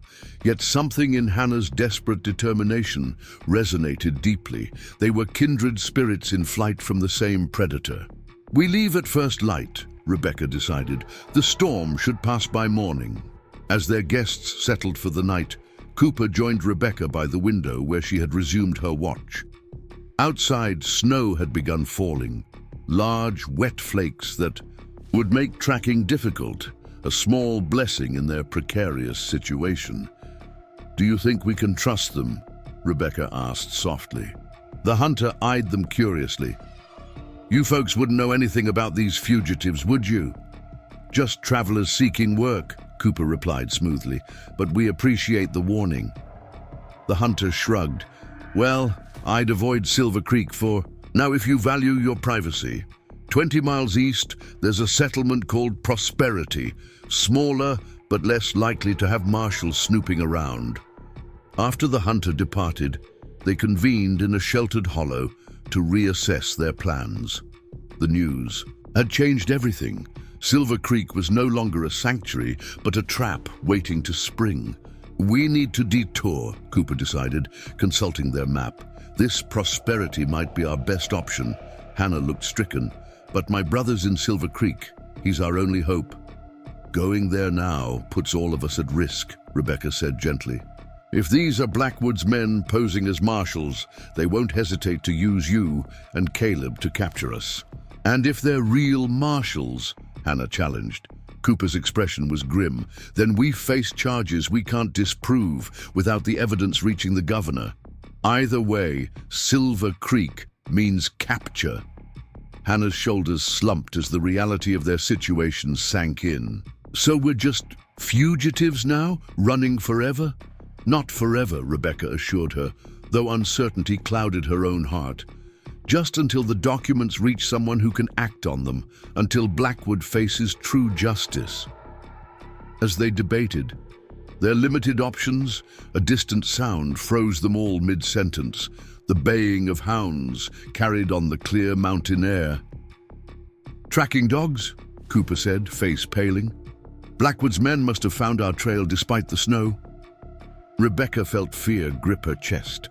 Dogs changed everything. They could follow scents no human tracker could detect, especially in the wet conditions left by melting snow. "How far?" she asked.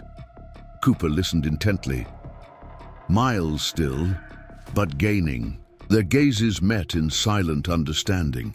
They might have escaped Turner and his trackers, but this new threat was far more dangerous. The hunt for the fugitives of Pinewood Valley had entered a deadly new phase.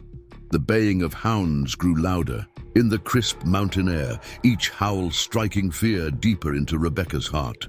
Cooper surveyed their surroundings with the calculating eye of a man who had spent years anticipating pursuit. "The creek," he decided, pointing to the swift-running water cutting through the valley below. "It's our only chance to break the scent." "Trail!" Hannah clutched Caleb tighter against her. "The water will be freezing." "Better cold than caught," Rebecca said, already urging her horse toward the descent. "We need to move now." They abandoned any pretense of caution, pushing their mounts down the treacherous slope as quickly as safety allowed. Rocks slid beneath. Hooves and low branches whipped at their faces. The creek came into view, a roaring, ice-rimmed torrent swollen by melting snow. "It's too fast," Hannah protested as they reached the bank. "We'll drown." Cooper dismounted gingerly, his wound still hampering his movements. "We don't cross here. We follow it downstream where it widens, then cross and double back on the opposite bank. The rushing water will wash away our scent."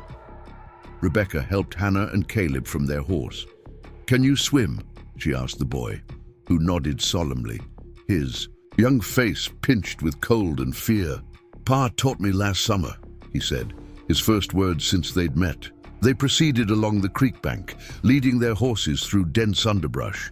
The going was painfully slow, but the roar of water would mask their passage from the approaching hounds. After nearly a mile, the creek widened into a more placid pool before continuing its journey down the mountain. "Here," Cooper indicated. "The horses can manage this crossing." Rebecca went first, guiding her mount into the frigid water. The shock of cold took her breath away as the stream reached her thighs, but she pressed forward. Halfway across, her horse stumbled on hidden rocks, nearly unseating her before regaining its footing. She reached the opposite shore, breathless but successful.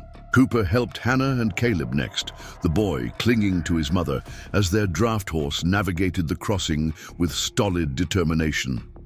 Cooper followed last, his face gray with pain as the cold water aggravated his wound. "Keep moving," he urged as Rebecca moved to help him from the water. "We need distance. The dogs will be confused at the creek, but not for long." They mounted again, this time turning upstream against the direction of their original travel. The tactic might buy them precious time as the trackers puzzled over their trail. But Rebecca harbored no illusions about escaping permanently. Not with dogs. An hour later, exhaustion forced them to pause in a small clearing. The distant howls had faded, suggesting their creek strategy had temporarily succeeded. Cooper slumped against a tree trunk, his injured side now bleeding again. Crimson seeping through his shirt. "You need rest," Rebecca said, examining the wound with concern. Cooper shook his head. "What I need is a plan. We can't outrun them forever." He unfolded their map with trembling hands. "Prosperity is still our best option, but we need to throw off the pursuit decisively before we approach any settlement." Hannah joined them, her expression haunted. "Those men back there, they're not really marshals, are they?" "Not likely," Cooper admitted. "Blackwood has officials in his pocket throughout the territory, men who'll wear any badge, follow any order for the right price." Rebecca studied the map, tracing possible routes with her finger. "What about this?" She pointed to a shaded area marked with stark elevation lines. "Serpent's Pass." Cooper's brow furrowed. "Dangerous in the best conditions. After snow, possibly. Suicidal. Which makes it the last place they'd expect us to go," Rebecca reasoned. "If we can get through, we'd be well ahead of any pursuit forced to take the longer route." "What is Serpent's Pass?" Hannah asked, peering at the map. "A narrow trail through the highest part of these mountains," Cooper explained. "Named for the way it winds between peaks, barely wide enough for a single horse in places, with sheer drops on either side." Rebecca met Cooper's gaze, silent understanding passing between them. The pass represented their best chance of escape, but at tremendous risk, especially with a child among them. "There must be another way," Hannah said, instinctively pulling. "Caleb, closer." "There isn't," Cooper replied gently. "Not with those dogs on our trail. Every other path leads to capture." Rebecca knelt before Caleb, looking the boy directly in the eyes. "It will be frightening," she told him honestly, "but I believe you're brave enough to manage it. Are you?" The boy glanced at his mother, then back to Rebecca. Something in her straightforward address seemed to reach him. He nodded once, shoulders squaring slightly. "I can do it," he said simply. Hannah looked torn between pride and fear. "If anything happened to him?" "We'll rope together," Cooper assured her. "No one falls without the others there to help." Their decision made, they continued upward, following game trails that gradually steepened toward the distant peaks. The afternoon sun cast long shadows across their path, a reminder that darkness would soon complicate their already perilous journey. Near dusk, they reached the entrance to Serpent's Pass, a narrow gap between towering rock faces that seemed to disappear into the mountain itself. Wind howled through the opening, carrying the bite of higher elevations. "We should wait until morning," Hannah suggested, eyeing the darkening sky with apprehension. Cooper shook his head grimly. "The dogs won't rest, which means neither do we." He dismounted, examining the narrow passage. "Single file. Rebecca, you lead. I'll take the rear. Hannah and Caleb between us." Rebecca took a deep breath, steeling herself for what lay ahead. She had never considered herself afraid of heights, but the sheer drop visible just feet from the trail entrance tested that confidence. Still, fear of Blackwood's vengeance proved the stronger motivation. "Stay close to the mountain wall," she instructed as she led her horse into the pass. "Don't look down, just focus on the path directly ahead." The trail immediately narrowed, forcing them to proceed in precise single file. To their right rose the sheer rock face of the mountain. To their left, a precipice dropped hundreds of feet to jagged rocks below. The path itself was barely 3 feet wide in places, sloping treacherously with loose stones that shifted underfoot. Wind tore at them from all directions, channeled and amplified by the mountain's contours. It howled like a living thing, sometimes pushing against them, sometimes trying to suck them toward the abyss. Rebecca's horse snorted nervously, but continued forward, placing each hoof with instinctive care. Behind her, she could hear Hannah murmuring reassurances to Caleb, her voice tight with controlled fear. Cooper brought up the rear, occasionally calling encouragement forward to all of them. They had traversed perhaps a quarter-mile of the pass when disaster nearly struck. A section of trail suddenly crumbled beneath Hannah's horse, sending cascades of rock into the void. The draft horse reared in panic, nearly throwing its riders over the edge. Rebecca turned in time to see Cooper lunge forward, grabbing the horse's bridle with one hand while bracing himself against the mountain wall with the other. The violent movement tore his wound afresh, but he held firm, steadying the frightened animal until it calmed. "Easy," he soothed, his face white with pain but his voice steady. "Good girl. Easy now." The crisis passed, but the incident left them all shaken. They proceeded with even greater caution, testing each section of trail before committing their weight to it. The going was agonizingly slow. Each yard gained a small victory against the mountain and their own fear. Night fell while they were still on the narrowest section of the pass. Without moonlight, continuing would be suicidal, yet stopping meant hours exposed to the bitter cold of high elevation. They found a slight widening in the trail, barely enough for the horses to stand abreast, and decided to wait out the darkest hours. "We can't risk a fire," Cooper said, surveying their precarious perch, "but we can share warmth." They huddled together against the mountain wall, using saddle blankets and their own coats as makeshift bedding. Rebecca found herself with Caleb nestled against her side, the boy's small body shivering despite the shared warmth. "Are you afraid of heights?" he asked her unexpectedly, his voice small in the darkness. Rebecca considered the question honestly. "Yes," she admitted, "but I'm more afraid of giving up." "Me too," Caleb whispered. "Ma says fear is just our body telling us to be careful, not to stop trying." Rebecca smiled into the darkness. "Your mother is very wise." Hannah, overhearing, reached across to squeeze Rebecca's hand. "Not wise, just stubborn. Like someone else I'm coming to know." Cooper maintained watch, refusing to sleep despite his obvious exhaustion. Rebecca observed him in the faint starlight, the rigid set of his shoulders, the disciplined alertness that seemed as much a part of him as breathing. Even wounded and trapped on a mountain ledge, he projected a steadiness that anchored them all. "You should rest," she told him softly, careful not to wake the now sleeping Caleb. "I can take watch." Cooper shook his head. "Can't sleep anyway. Might as well be useful." "Your wound needs time to heal." "Time is the one thing Blackwood never grants his enemies," Cooper replied with grim humor. Then more seriously, "You should know. If they catch up to us, I'll stay behind, give you three a chance to get ahead." Rebecca felt a chill that had nothing to do with the mountain air. "That's not happening. We stay together." "Rebecca!"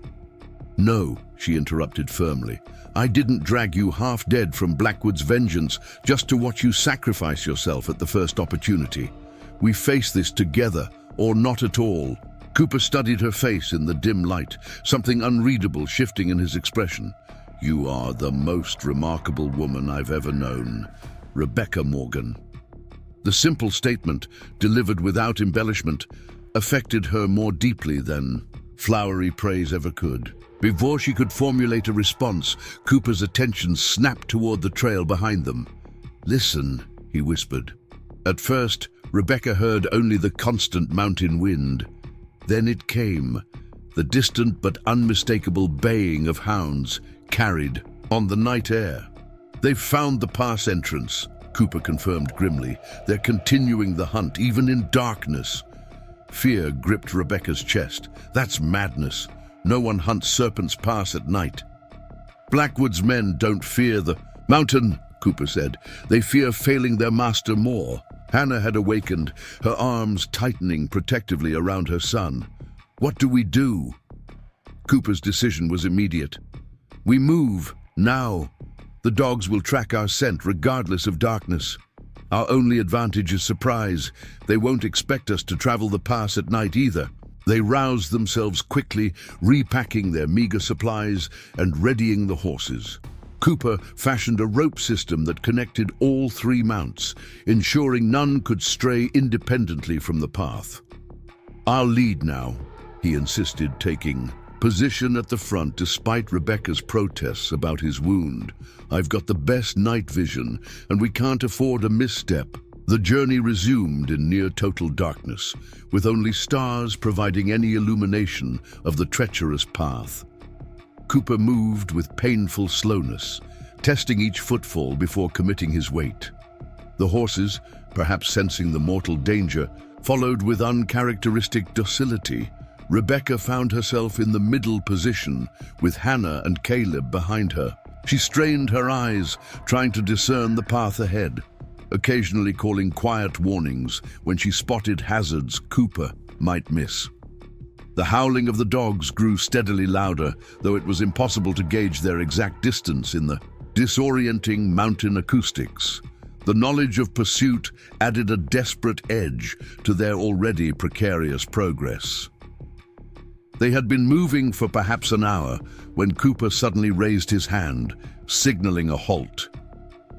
"The path widens ahead," he whispered back to them. "I think we're nearing the highest point of the pass." Rebecca felt a surge of hope. If they reached the apex, the downward journey would be faster, bringing them closer to escape with each step. Cooper moved forward cautiously, leading his horse onto what appeared to be a broader section of trail. Suddenly, a sharp crack split the night air. The ground beneath Cooper gave way, disintegrating into a shower of rocks and dirt.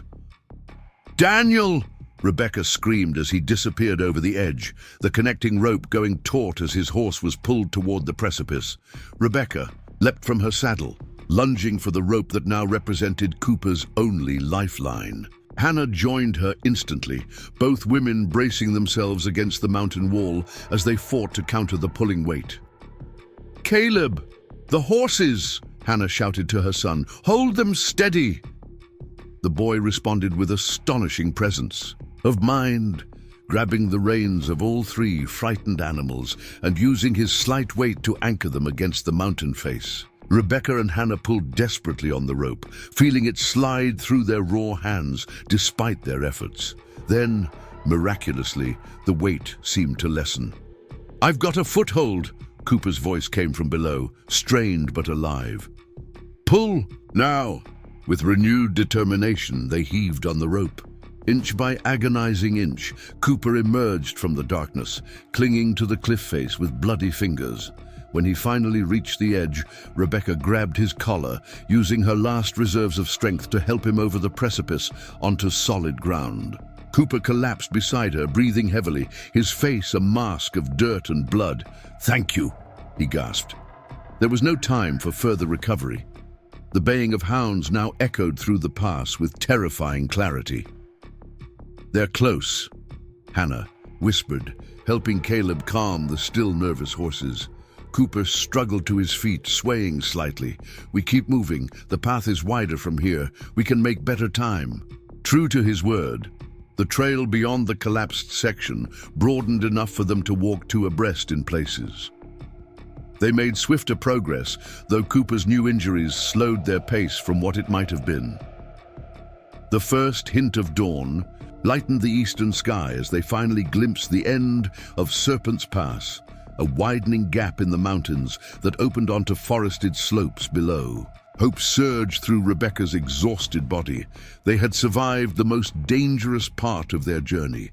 As they emerged from the pass into the growing daylight, Cooper halted them once more, studying the terrain ahead.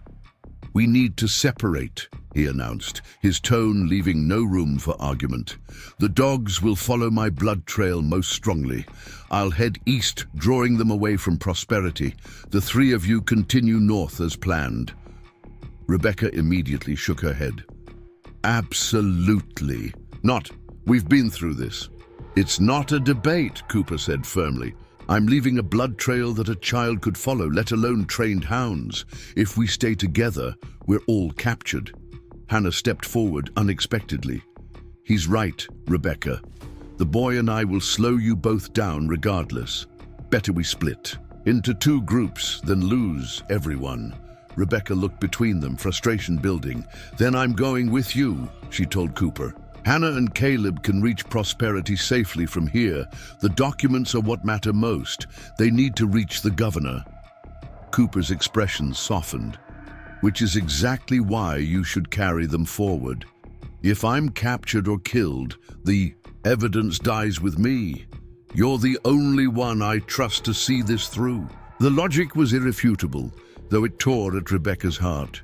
And what about your justice for Catherine? This was never just about Catherine, Cooper replied quietly.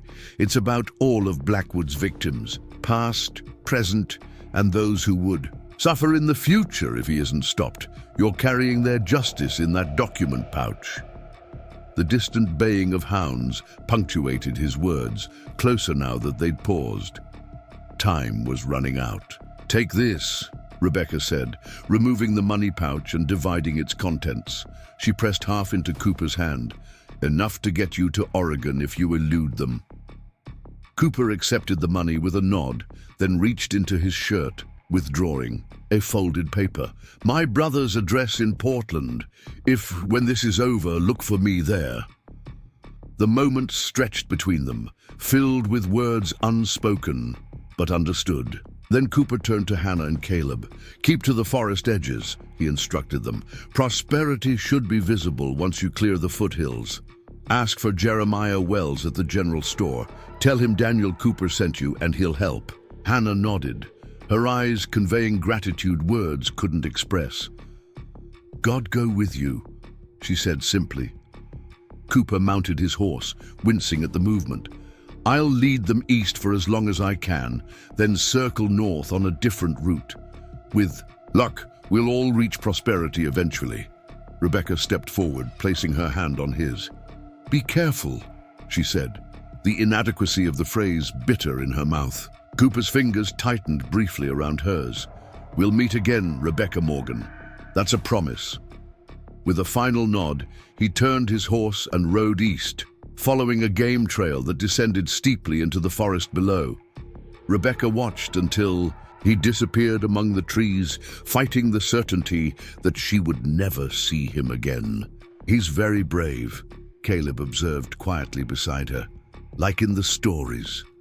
Rebecca composed herself, turning to her remaining companions. Yes, he is. And now we need to be brave too. Ready? They set off northward, keeping to the tree line, as Cooper had advised. The going was easier now, downhill through forest rather than along precarious mountain edges. Still, Rebecca found herself constantly looking back, straining to hear whether the hounds were following Cooper's trail or continuing in their direction. By mid-morning, they had descended enough to see prosperity in the valley below, a modest collection of buildings along a winding stream. Smoke rose peacefully from chimneys, the scene so normal it seemed to belong to another world than the one of desperate flight they'd been inhabiting. Almost there, Hannah encouraged Caleb, who had maintained remarkable stamina throughout the ordeal. As they approached the settlement's outskirts, Rebecca grew increasingly cautious. Blackwood's influence might not be as strong here as in Pinewood Valley, but strangers would still draw attention, particularly a woman traveling with another woman and child, all trail-worn and exhausted. We need a story, she decided. If anyone asks, we're sisters traveling to meet your husband, who's working at a northern logging camp. The boy is yours. I'm a widow helping with the journey. Hannah nodded, simple enough to remember, even for Caleb. They entered town as inconspicuously as possible, avoiding the main street in favor of side lanes. The general store Cooper had mentioned stood near the center of the settlement, a two-story building with merchandise displays visible through large front windows. Wait here, Rebecca instructed, leaving Hannah and Caleb concealed in an alley. I'll approach alone first, less conspicuous. Inside the store, a bell jangled as Rebecca entered. A middle-aged man with spectacles looked up from a ledger, assessing her travel-stained appearance with mild curiosity. "Help you, miss?" Rebecca approached the counter, keeping her voice low. "I'm looking for Jeremiah Wells." The man's eyebrows rose slightly. "You've found him, and you are?" "A friend of Daniel Cooper's," Rebecca replied, watching his reaction carefully. A significant change came over Wells' expression, not surprise, but cautious recognition. "I see. And how is Daniel these days?" "In trouble," Rebecca answered honestly. "He sent me to you for help. Said you could be trusted." Wells studied her for a long moment, then glanced toward the windows before responding. "Daniel saved my son from drowning 3 years ago, when no one else would risk the rapids. I owe him my boy's life." He closed his ledger with deliberate care. "Come with me, quickly." He led Rebecca through a back door into a small storeroom, then up a narrow staircase to living quarters above the shop. "Wait here," he instructed, disappearing back downstairs. Minutes later, he returned with Hannah and Caleb. "Saw them from the window," he explained. "Too exposed out there." Once they were safely inside, Rebecca explained their situation in hushed tones: Blackwood's persecution, their flight through the mountains, and Cooper's diversion to draw away pursuit. She omitted the theft and specific charges, focusing instead on Blackwood's corruption and their need to reach the territorial governor. Wells listened without interruption, then nodded gravely. "Blackwood's reputation extends even here, though thankfully his direct influence doesn't. Not yet, anyway." He moved to a window, peering cautiously through the curtains. "You can stay here tonight. Tomorrow I can arrange transportation north to Helena. I have a cousin who drives a supply wagon that way twice monthly." "The governor is in Helena?" Rebecca asked, hope rising. "When the legislature's in session, which it is now." Wells turned back to them. "But getting an audience won't be simple.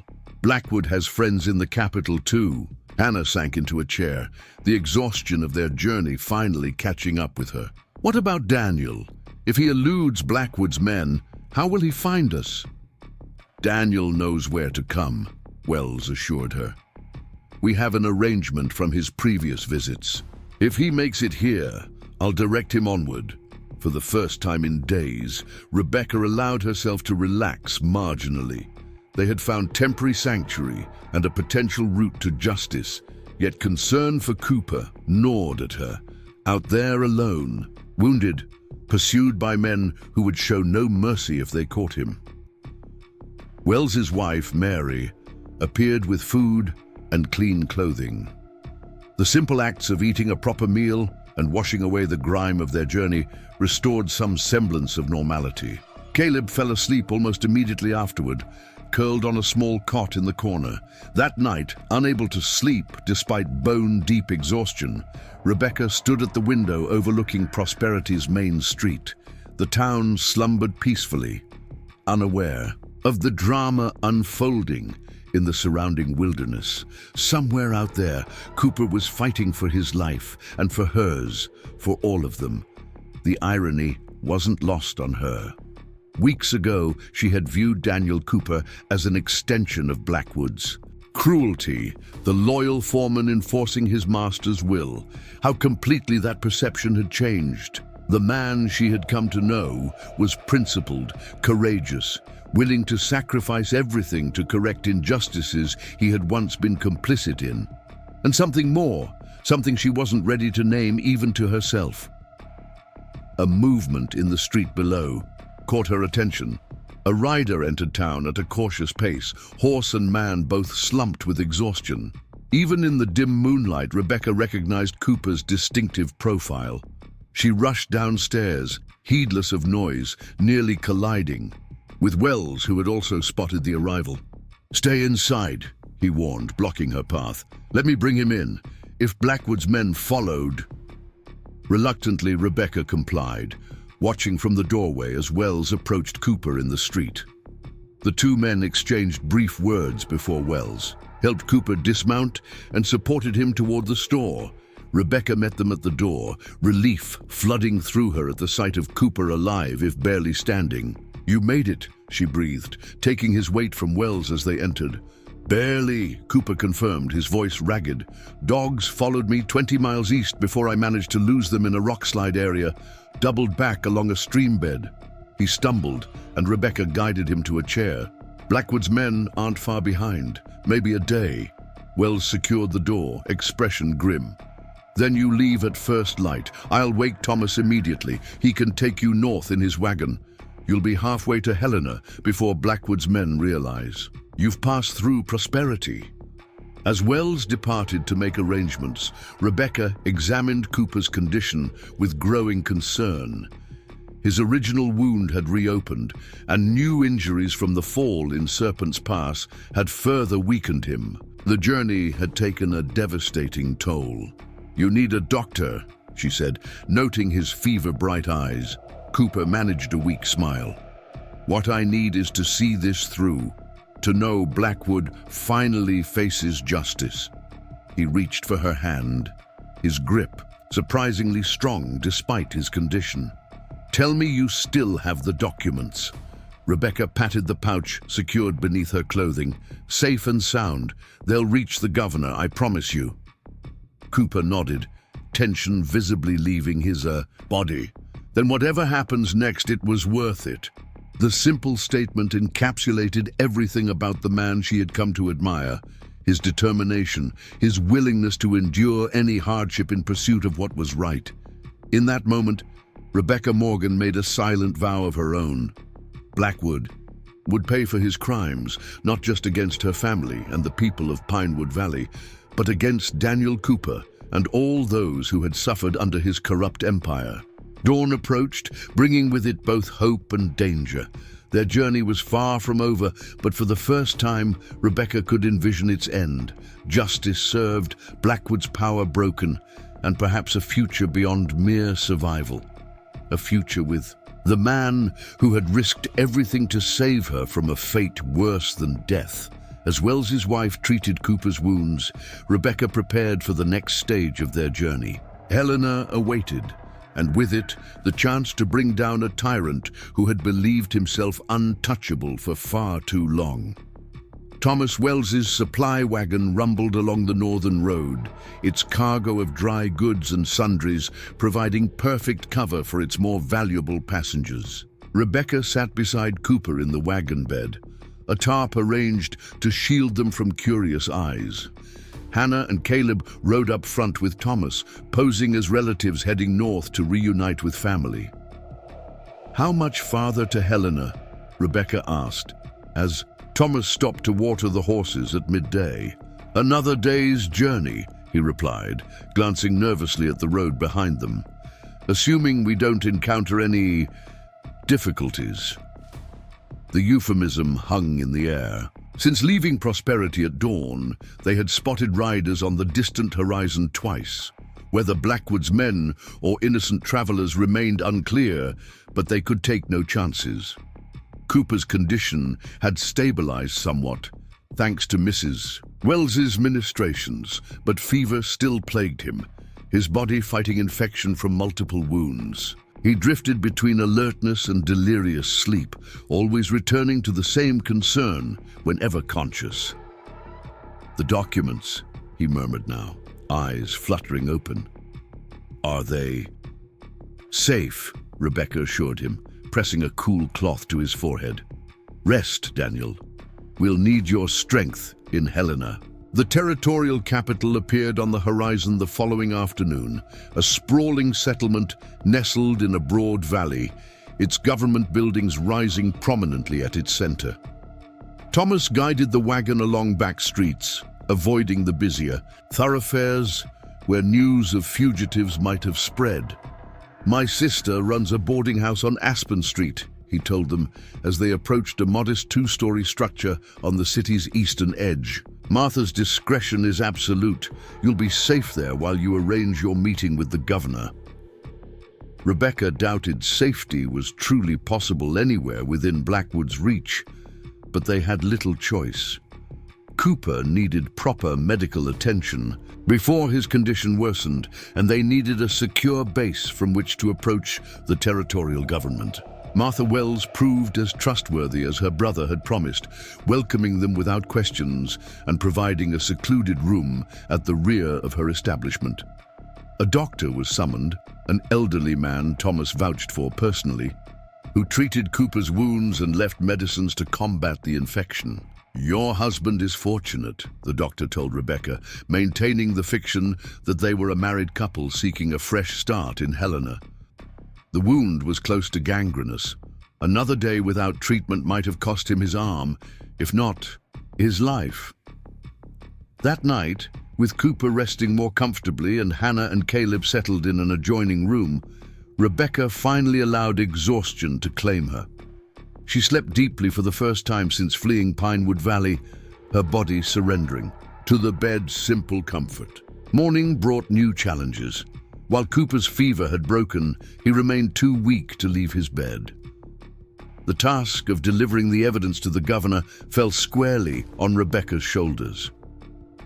"You can't go alone," Cooper protested when she outlined her plan. "Blackwood will have men watching the government offices." "Martha's nephew works as a clerk in the governor's office," Rebecca explained. "He can arrange a private meeting through the service entrance, less conspicuous than a formal request for audience." Cooper's concern wasn't appeased. "At least take the boy with you. A woman traveling with a child draws less suspicion than one alone." The suggestion had merit. After consulting with Hannah, they decided Caleb would accompany Rebecca, posing as her son. The boy seemed to understand the gravity of their mission, his young face solemn as Martha dressed him in clean clothes borrowed from her grandchildren. "Remember," Rebecca instructed him as they prepared to leave, "if anyone asks, we're visiting your uncle who works for the governor. Nothing more." Caleb nodded, his expression serious beyond his years. "I won't let you down, Miss Rebecca." They departed through the boarding house's back entrance, taking a circuitous route toward the Capitol building. Helena bustled with midday activity. The streets filled with merchants, officials, and ordinary citizens going about their business. Rebecca kept her head down, one hand firmly holding Caleb's, the other pressed against the document pouch hidden beneath her shawl. The territorial capital stood impressive against the mountain backdrop, its stone facade conveying authority and permanence. Martha's nephew, James, met them at a side entrance as arranged, his official uniform lending legitimacy to their presence. "The governor's in meetings all afternoon," he whispered, ushering them through service corridors. "But his secretary has agreed to see you. Mr. Hollister can determine if your information warrants interrupting His Excellency." Rebecca's heart sank. Another layer of bureaucracy meant another opportunity for Blackwood's influence to intervene. But they had come too far to turn back now. Hollister proved to be a thin, precise man with spectacles and a perpetually furrowed brow. He received them in a small antechamber adjoining the governor's main office, his expression revealing nothing as Rebecca explained their situation, omitting the theft, but emphasizing Blackwood's corruption, violence, and manipulation of territorial officials. "These are serious allegations, Mrs. Cooper," he said when she finished, using the false name she had provided. "Particularly against a man of Mr. Blackwood's standing." "I have proof," Rebecca replied, producing the documents from their hiding place. "Land transfers with forged signatures, records of bribes paid to county officials, evidence of intimidation and violence against homesteaders who refused to sell." Hollister examined the papers with practiced efficiency, his professional demeanor giving no hint of his thoughts. "Wait here," he finally said, gathering the documents. "I need to consult with the governor." After he departed, minutes stretched painfully. Caleb sat quietly beside Rebecca, occasionally squeezing her hand in silent support. What if Hollister himself was in Blackwood's pocket? What if he destroyed the evidence rather than delivering it? The possibilities tormented her until the door finally reopened. "The governor will see you now," Hollister announced, his tone notably more respectful.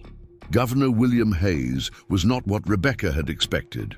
Rather than the imposing political figure she had imagined, he was a stocky, plain-spoken man with a soldier's directness.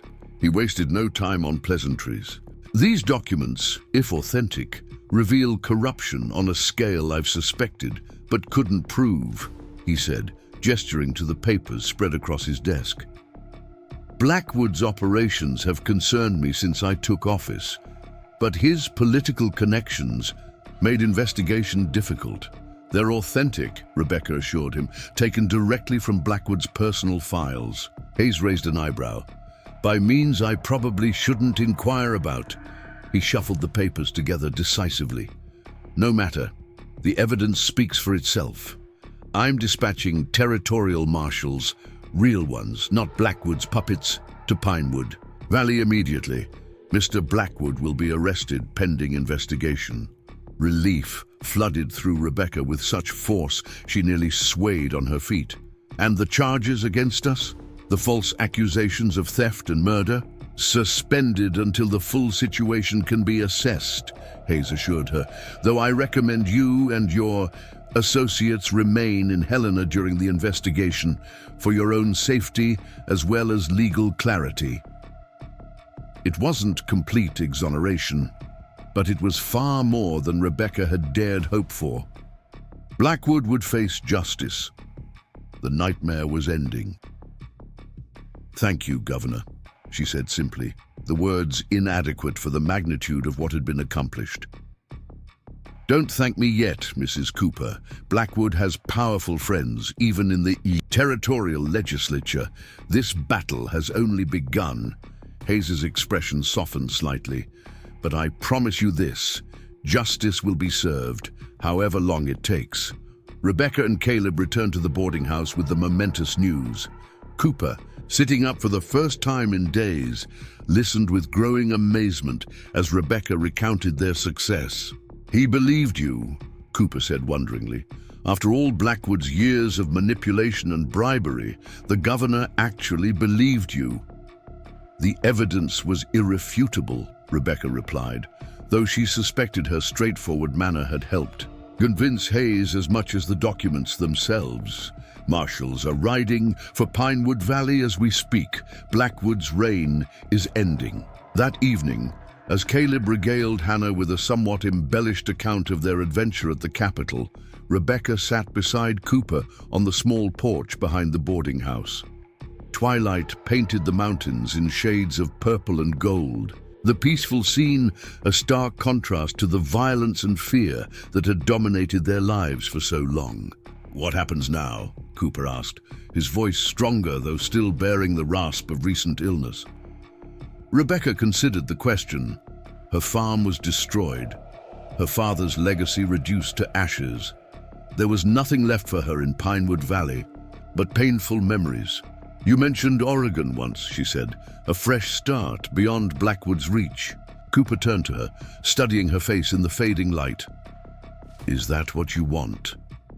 What I want, Rebecca said carefully, is never again to live under another's control, to build something that's truly mine. She met his gaze directly. But I've learned there's strength in partnership when it's freely chosen. Understanding dawned in Cooper's eyes. Rebecca Morgan, are you proposing some arrangement between us? Perhaps, she replied, a smile touching her lips for the first time in weeks. Once Blackwood is convicted and our names cleared. A business. Partnership at first, if you're amenable. And later, Cooper asked, hope evident in his voice. Rebecca looked toward the western horizon, where the sun's last rays promised tomorrow's dawn. That would depend entirely on the success of our initial venture. I'm a practical woman, Mr. Cooper. His laughter, rusty from disuse, warmed her more than any declaration could have. They sat in comfortable silence as darkness gathered, the future before them uncertain, but finally free from Blackwood's shadow. In Pinewood Valley, a tyrant's empire was crumbling. In Helena, two survivors had found something neither had expected when their paths crossed in desperation. Not just escape, not just justice, but the promise of something entirely their own. Up next, you've got two more standout stories right on your screen. If this one hit the mark, you won't want to pass these up. Just click and check them out.